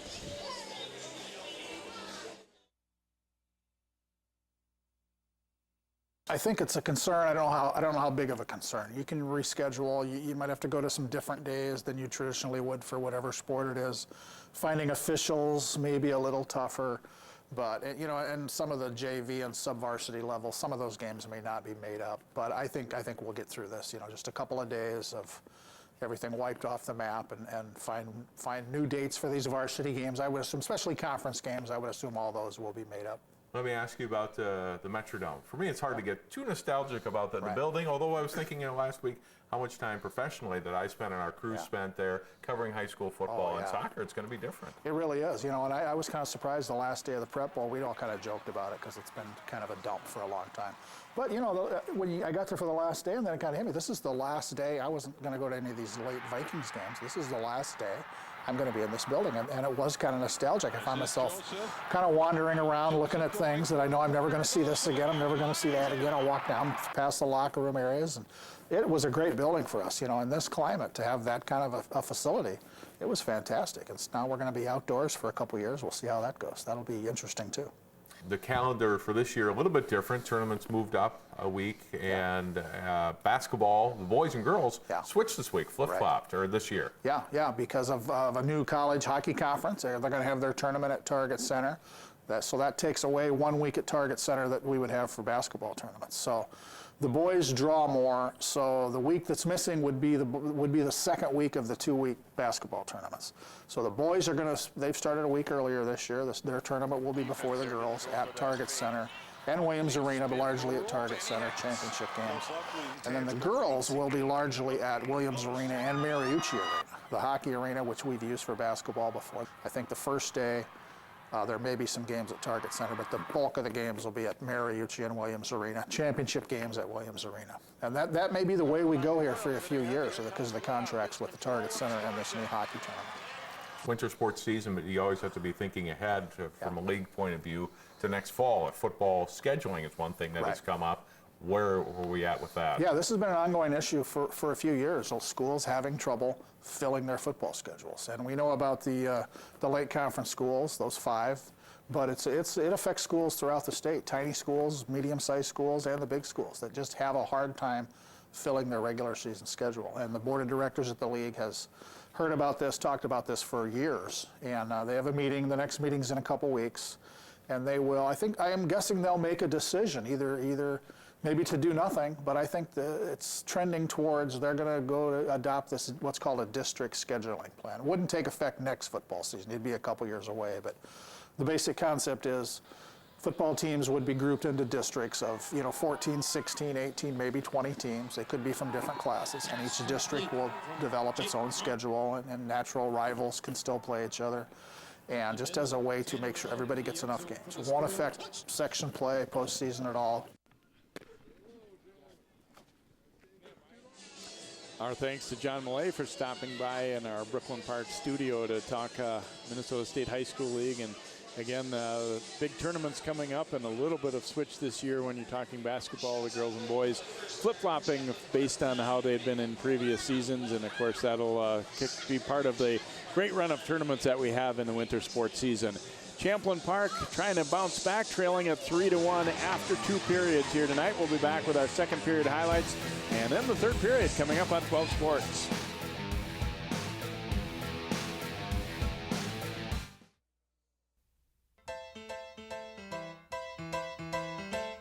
I never thought I'd miss you half as much as I do.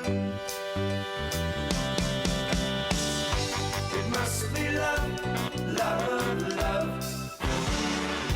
It must be love, love, love. Nothing more, nothing less. Love is the best. It must be love. It must be hospice. Oh, hey, bud. Where are you headed? Just gonna hang out. With Gary and Todd? Yeah? I've been meaning to ask you, is there any drinking going on in this crowd? No. If any of your buddies ever pressure you to take a drink, just tell them you promised your dad you wouldn't. I'd do anything to keep you safe. Okay, I will. I hope this is working. I promise. Love you too, Dad. They really do hear you. For tips on what to say, visit underagedrinking.samhsa.gov.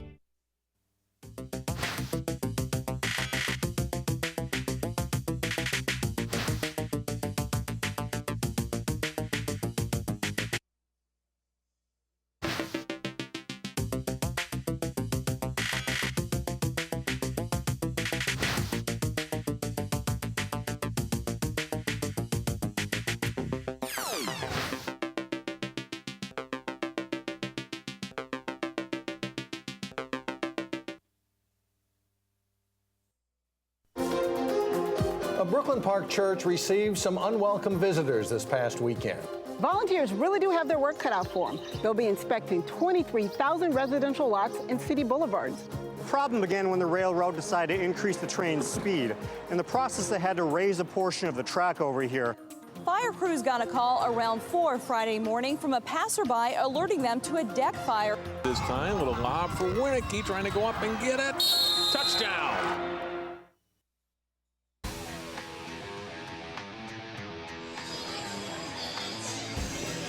And welcome back here to the Maple Grove Community Center along with Dan Ficken and Alicia Denyas. I'm Jay Wilcox. It is Maple Grove leading Champlin Park 3-1 after 2. Let's take a look at our second period highlights, and it was definitely a good period for the Crimson, and they came out, skated a lot better, I thought, in that second period. Here's a pass back, Valerius, and dropping it over Franta. Big drive, save, but Norenberg knocks the rebound in at 4:20, his second of the night. That was from Franta and Valerius. That gave Maple Grove that 2-1 lead.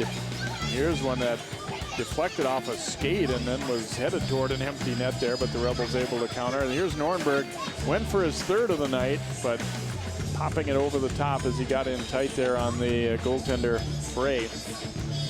And then watch this one. Passolt gets cartwheel behind the net, but the shot on goal, and then the rebound pumped in by Vogel off of Valerius' shot. Vogel getting his 4th of the year from Valerius and Passolt. And you see the shots through 2 periods. A big edge in that second. Maple Grove, 18 of those 29 shots came in that second period of play. And you see Champlin Park took a penalty just at the end of that second period, so they will be shorthanded to begin period number 3 as Maple Grove looks to try and put the hammer down and take care of them here. Stay tuned for third period action coming up here on 12 Sports as Maple Grove looks to try and seal up a win. They lead at 3-1.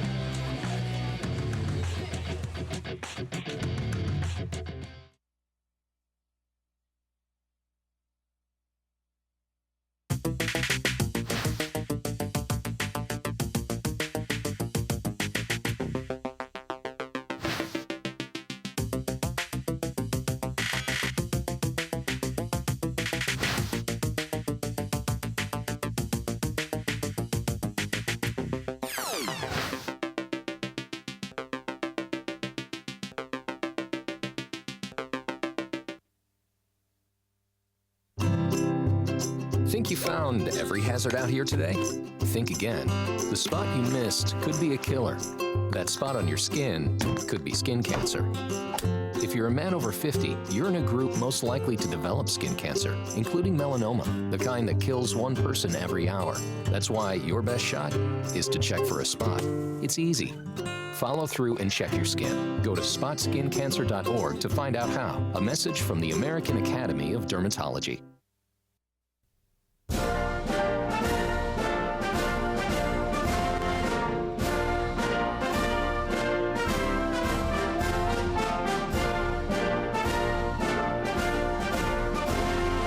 Just a reminder, kids who participate in high school activities tend to go a little farther than those who don't.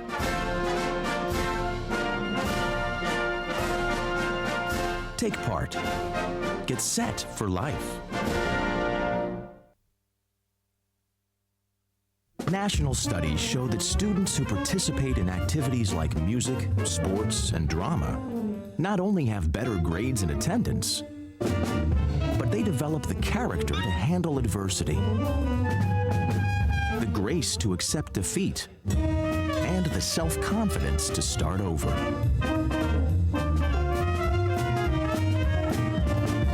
Take part. Get set for life.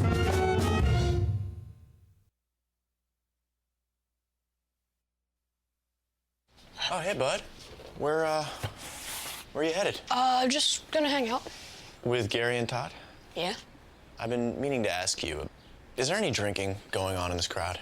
No. If any of your buddies ever pressure you to take a drink, just tell them you promised your dad you wouldn't. I'd do anything to keep you safe. Okay, I will. I hope this is working. I promise. Love you too, Dad. They really do hear you. For tips on what to say, visit underagedrinking.samhsa.gov.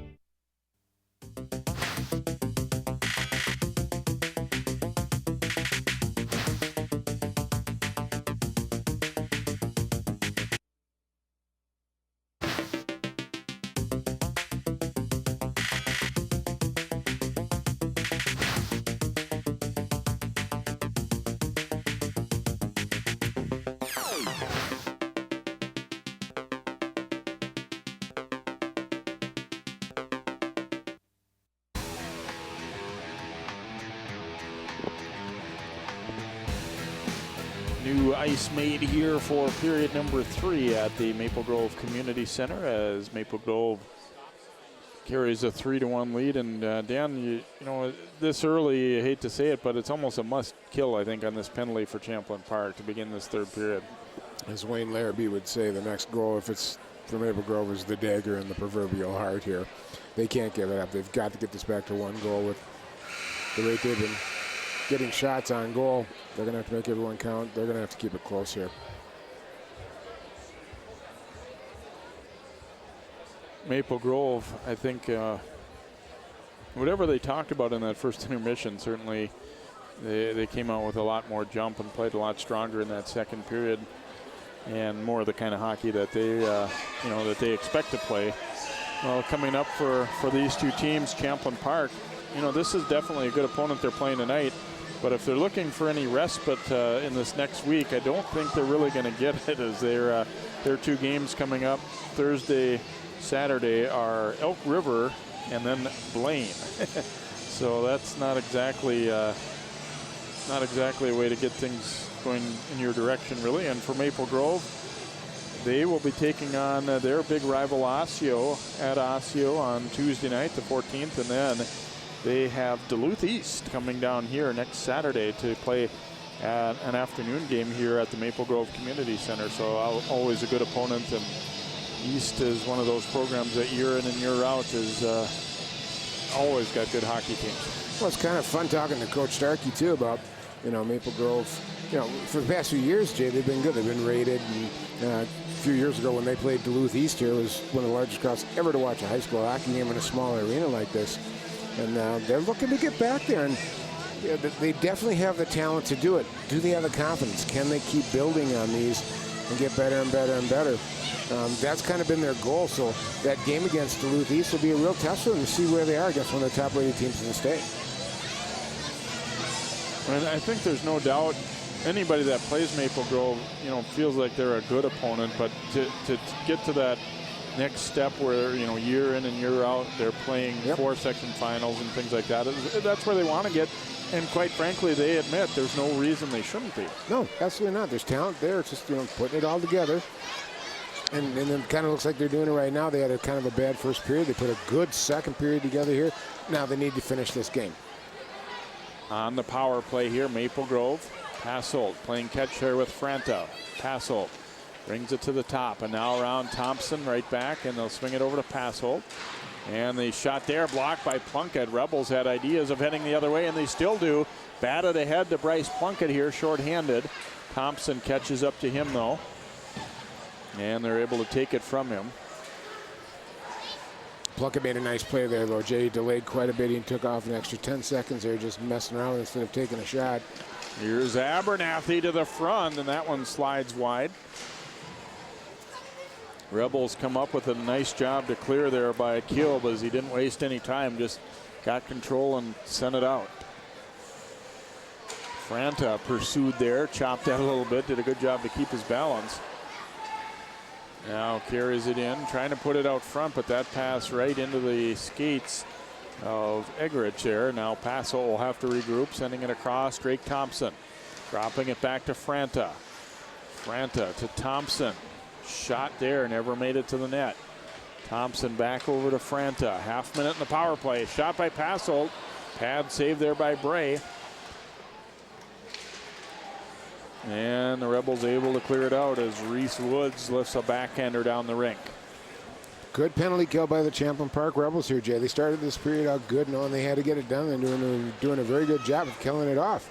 I always feel like it's a little hard to be real sharp on the power play on that very first shift.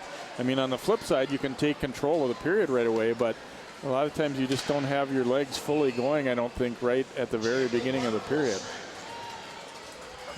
Yeah, I mean, that can hurt you at the penalty kill part of it too, though. Yeah, true. But you know, this part of the season, though, I think you should be able to get it rolling here, and a lot of times it can be very critical. I mean, they could have scored in that power play. That really would have ended the period right there. See you guys later on. Maple Grove, though, they got to get scoring from somebody else. The other two lines really have not put on any really big, good, you know, offensive shots, etc. Out to the point. That one tipped, never quite made it to the net. Rebels looking to counters. They've killed off that penalty. Lifted right back out to center, and we've got a penalty coming up here against Maple Grove. Sent back in, and now let's see if Crimson, the call will be made. There's some good discipline there by Mr. Vogel, number 12 from Maple Grove. He kind of got nailed in the back by a Champlin Park Rebel, number 11 Donato, and he kept control of himself. Didn't add to it. Another look at that penalty right there, whistled against Huff. I believe it's an elbowing minor there. Okay.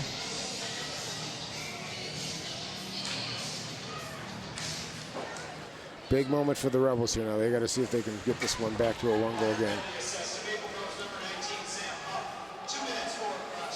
Nope, cross-check is what they ended up calling it there. So I was along the board there on the way up.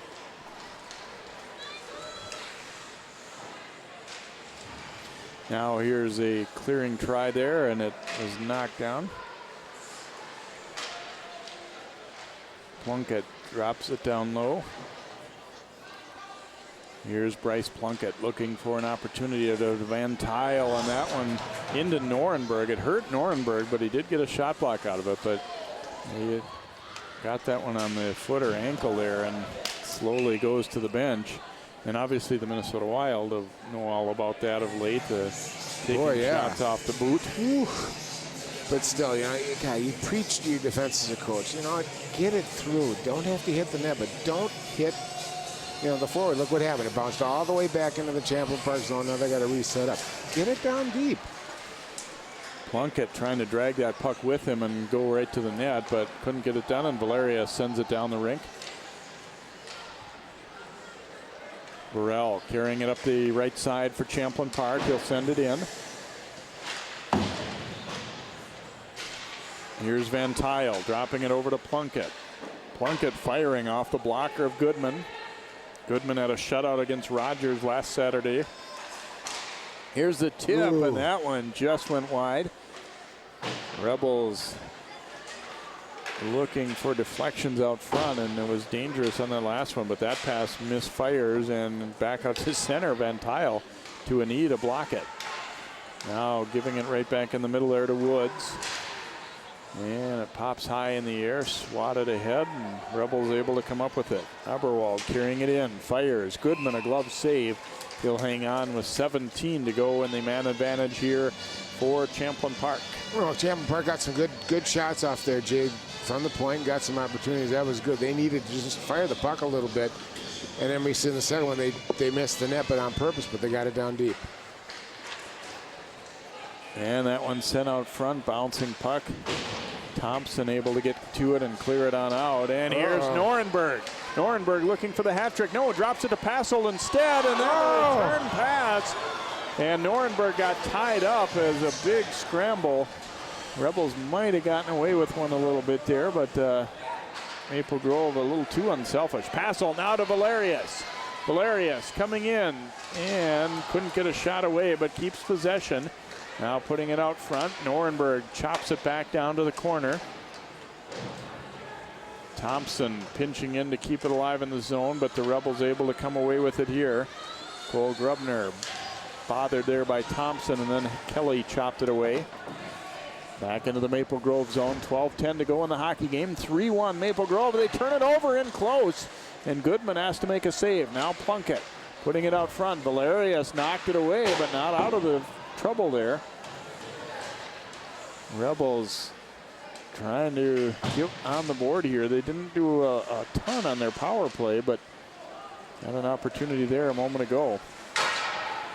Lundstrom sending it off the glass and in, as the Rebels will change up and then float it on out. Rolling puck here, and Augustine hustling after it, beaten to it, but Vogel dropping it back. Franta sending it into the Rebel zone. Little return pass coming there to Puchalski. Franta, the defenseman, down in the corner there, and they knock it away. Toberman takes a check, and then that shot blocked by Plunkett. Augustine trying to put it out front and chop free.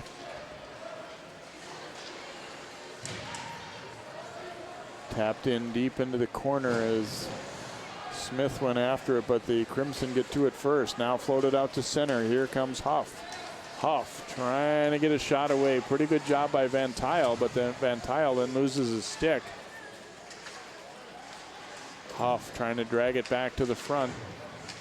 Played over to the corner there by Sam Ross. He battles Van Tile for it.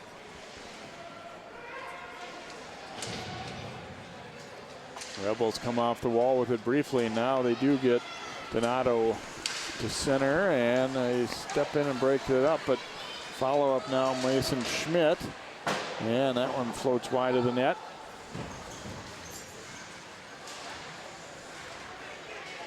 Battle for it along the wall. Van Tile able to send it back in deep here. Sam Ross, and relayed back out. Little follow-up. Ross loses his glove on the way in. Van Tile throwing a check. Ross trying to hope he doesn't get a slash on that left hand. He's playing without a glove at the moment. Battle for it in the corner, and now the Rebels come out of there with it with Woods, but Thompson stops it there. Nice. And offside, though, as they couldn't quite get out of the zone in time. In fact, really, I think Ross probably slowed up because he was leaning over to pick up his glove as much as anything. A great read by Thompson, though. Thompson had a nice just pick play, boy. He just took that puck away and started right up the ice real quick. That was just a nice super move. The draw comes back into the Crimson zone. Turgeon chasing hard and throws a check into Thompson, and they free it up. Centering pass here. Follow up from the point goes wide of the mark there off the stick of Kill. Seeing a lot more hitting as the game is worn on here, which I guess isn't that unusual.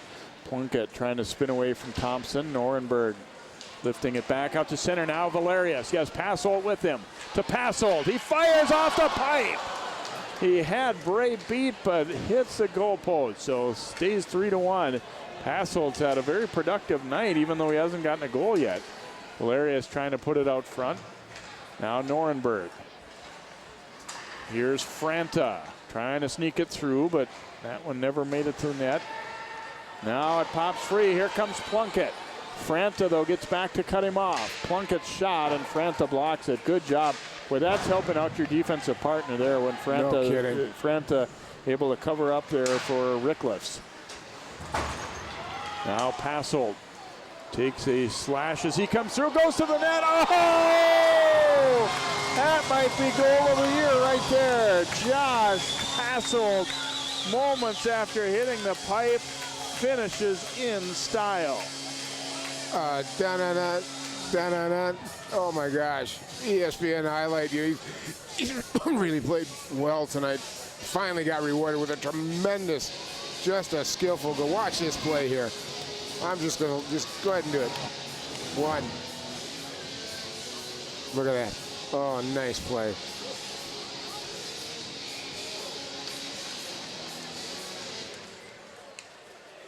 Doesn't get a whole lot better than that. Josh Passold finishing it in style for the Crimson, his 10th of the year. I wish I could do that, Coach. Jeez, holy buckets, that was pretty. Franta will get the assist on the goal by Passold at 8:39 to make it a 4-1 hockey game. And that just might be your proverbial dagger right there, Jay. Well, and you have to give him a little credit. It's hard not to be frustrated when you made as good a move on the previous one and hit the pipe. And still same shift, he comes back with an even better one. Yeah, and they have been dynamite tonight, that first line.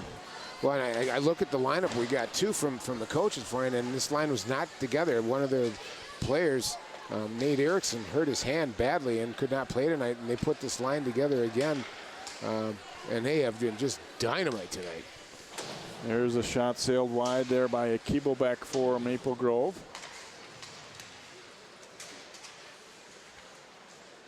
Picked up by Ross. Ross trying to send it out front.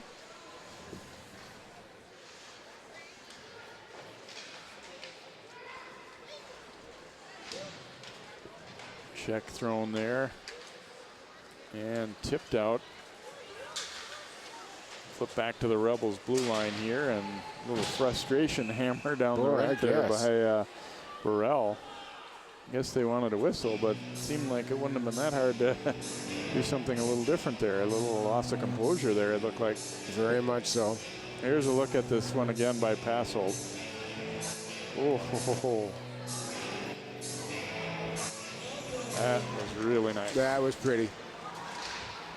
That definitely would be an ESPN highlight. Kick back out to the point. Here's a rocket there and a nice save, and he grabs it up again and sailed over the top there by Fisher. And they joust for it along the circle. Back across it comes to Fisher. He'll float one in, and Bray making the glove catch, and the official wanted him to move that one, and he decided he didn't want to, and we'll get a face-off here. And no, I don't blame him. He's been seeing a lot of white jerseys and black pucks. Take a break.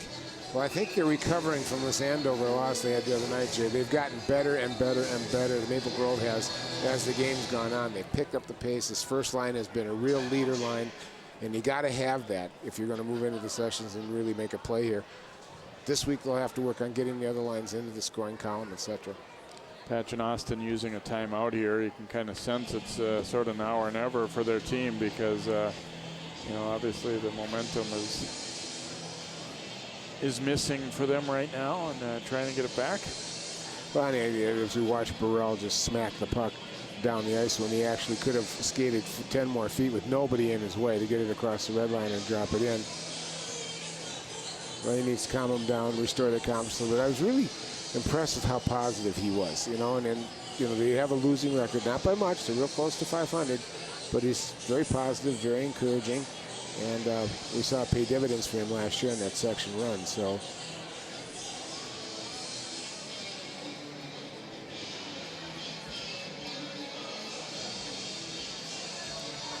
another look from another angle here at Passolt, dragging it around the defenseman. He almost went down and then flipped it in. Oh, that was very nice. Found a 5-hole opening on Bray there and just put her away. Bray might have been hurt a little bit on that, Jay. It looked like he might have stretched his groin muscle there a little bit. Boy, that's been a real workhorse line there, boy.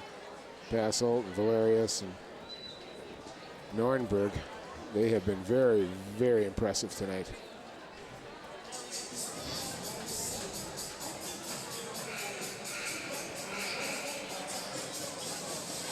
Yeah, another thing we've been watching for too is I've been impressed with the way the Maple Grove defense has played. Franta and Rickliffs, Kelly and Thompson have really stepped up. We've called their name a lot. Played very experienced, and they've really limited the amount of Rebel shots too. They've taken control of this game very well. Passolt trying to swing it down low for Nornberg there. Rebels pick that off, and then the pass is too far, and it goes right between the D-men. So it'll be an icing call against Champlin Park.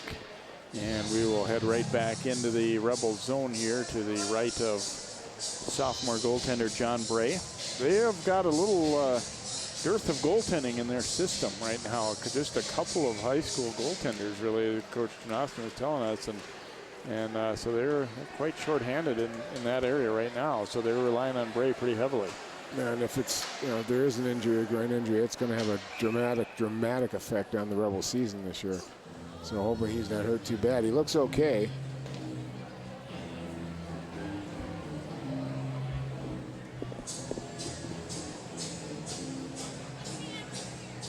Face-off coming up in the Crimson zone here. Augustine will face it off with Egerich. Puck stays right at their feet here and then sent toward the net. Franta able to pick it up here for Maple Grove and gave it away. Egerich fighting for that puck for Champlin Park. All locked up with Rickliffs there. Woods coming in to help out though, and Woods then takes a check, and Franta's going to be penalized right there. Got the stick up with that check, and he's going to be called for an elbow minor. Okay. That was a little bit unnecessary. I was maybe just pushing a little bit too hard there to make sure he pinned it, but he had him blocked off nice. And Champlin Park's going to get a chance to work their power play again. It's a good opportunity for them. Now, hopefully this gets some frustration if they can get some shots off and set it up. Van Tile with it out at the point now to Plunkett. Van Tile almost had it taken by Valerius, and now he does take it away. Valerius sending it over. Keeblebeck. Keeblebeck. Turn back there, and he'll send it down low toward Valerius. Valerius is able to come up with it as it got by Van Tile. And then a quick shot. Pad save, rebound, a goal. Valerius. Champlin Park got a little sloppy in their own zone on the power play there, and Valerius makes them pay as he puts in the rebound of that Keeblebeck shot. What was that word I used when we were talking about him earlier? Pest. Just kind of a little fly in the ointment there. He just picked it up and did a great forecheck there. Came back down underneath. Look at the little move. He just pulled it out underneath. Puck comes out off a good save by Bray, and he's right there to rifle it up into the upper left-hand corner. I tell you got to give Keeblebeck some credit, too, for putting a shot on that was going to lead to a rebound. I mean, he kept the puck low on the ice. A lot of times guys are really interested in, snapping one under the crossbar, the beauty shot, but that was an effective one.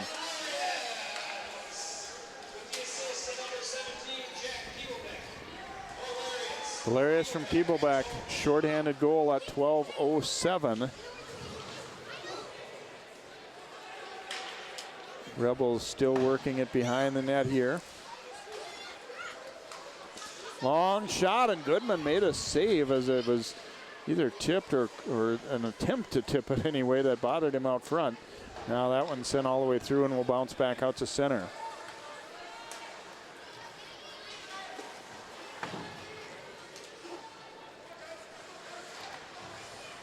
8th goal of the year, by the way, for Valerius. Van Tile taking a check.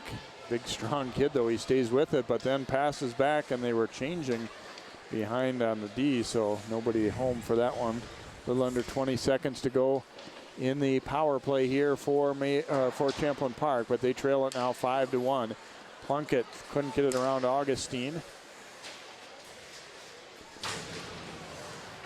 And it comes to the Rebels blue line here with Lundstrom.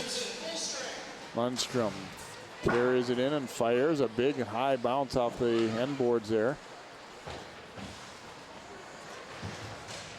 And they joust for it long behind as the penalty time has now expired, as you see.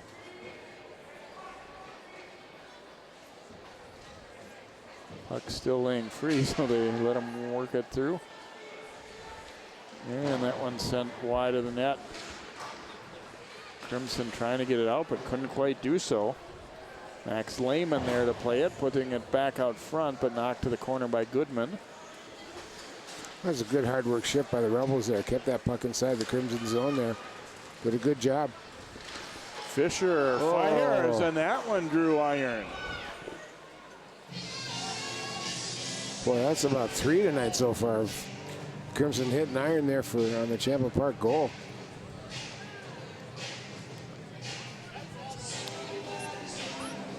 Get a good look coming across the line there. Just rips it off, goes off the far post. Face-off won by Champlin Park here, but the forecheck of Maple Grove really takes back control. Solid hit thrown there, and now back down toward the corner. Franta sending it ahead. Keeblebeck pushes it down deep. Now the Rebels trying to break it out, but that one is tipped high in the air and back. Franta to gather it there, goes across to Ricklefs. Nice transition here for Maple Grove. Abernathy trying to get a shot away, and then they pass back. Keeblebeck was tied up though. Under 2 minutes to play in the game. Long one there, and that one hit a teammate. Another try at it, it'll bounce just wide. And a long one there, put on net. Bray makes the pad save.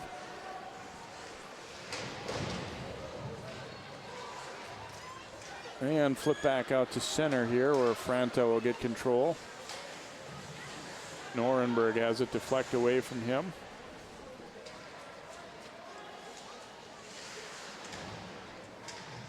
Norenberg throwing a check there, but Rebels able to cover up. Didn't quite get it out though, and that long one put toward the net, knocked away. Ooh, and then Passold throwing a hit. Lehman carrying it in for Champlin Park. Almost got all the way through there for a shot. We go down to a minute left in the period. Rebels continuing to work, try and get one more anyway. Lifted back out to center, Van Tile with Valerius pursuing him. Bounces off the glass. And Norenberg up with it, trying to put it up front for Passold, but that one went through everyone. And we get back out to center. Fisher trying to send it ahead. And lifted in by Reese Woods for Champlin Park. Under 30 seconds to play now. Maple Grove going to win its 8th game of the season. I think it's an important win, too, after that loss to Andover this week. They needed this one. It was an important one for them to keep them up into the higher seeding for the section. I think, like you said, it's going to be a make-or-break week here for Champlin Park. Woods gets knocked down and comes back. He didn't like it too well. The buzzer sounds out to end the contest, and Maple Grove, after a pretty even first period, kind of dominating the second and third. They get 2 goals in each, and they skate away with a 5-1 victory here tonight over Champlin Park. And good solid performance for Maple Grove after, we said the first period. I don't think they were bad, but they weren't that good. They were just kind of so-so, and then really took this one over. Well, it's like we said, middle of this period, they got better as the game went on, even through to the end, and really started showing their skill and speed, which they needed to do. So Coach Starkey's got to be pretty happy with the performances. They got it. next thing now, as they go through the next 2 weeks, is to get some other people scoring. That first line was absolutely fabulous tonight. Boy, they really played well. For Champlin, got to rebuild. They're going to have a tough week. They got to take it bit by bit, shift by shift, and see what they can do. It's still got a little while to build on yet. So Maple Grove wins it by a final of 5-1. We'll be back to hear from the Crimson here in just a moment on 12 Sports. You're watching Northwest Suburban Conference Boys Hockey.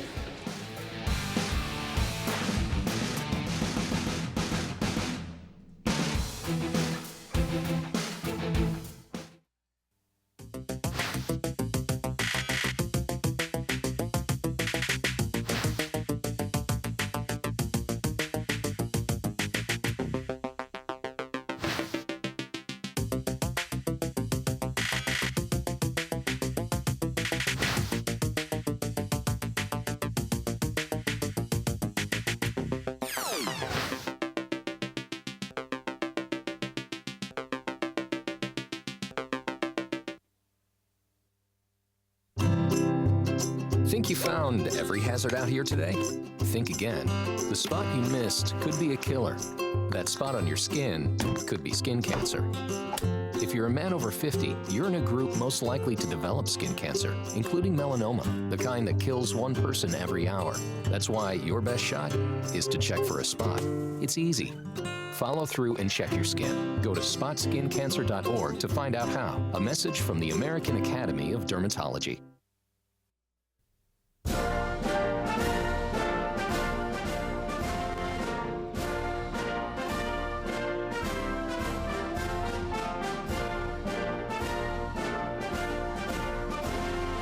Just a reminder, kids who participate in high school activities tend to go a little farther than those who don't.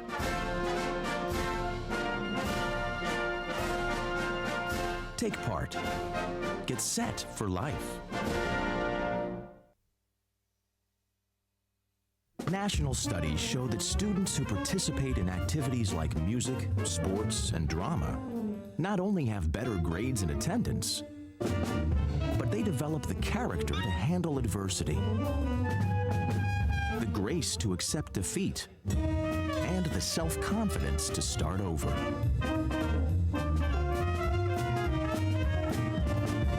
Take part. Get set for life.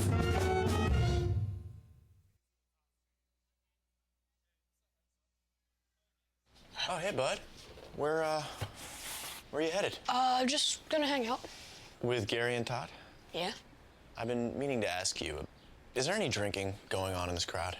No. If any of your buddies ever pressure you to take a drink, just tell them you promised your dad you wouldn't. I'd do anything to keep you safe. Okay, I will. I hope this is working. I promise. Love you too, Dad. They really do hear you. For tips on what to say, visit underagedrinking.samhsa.gov.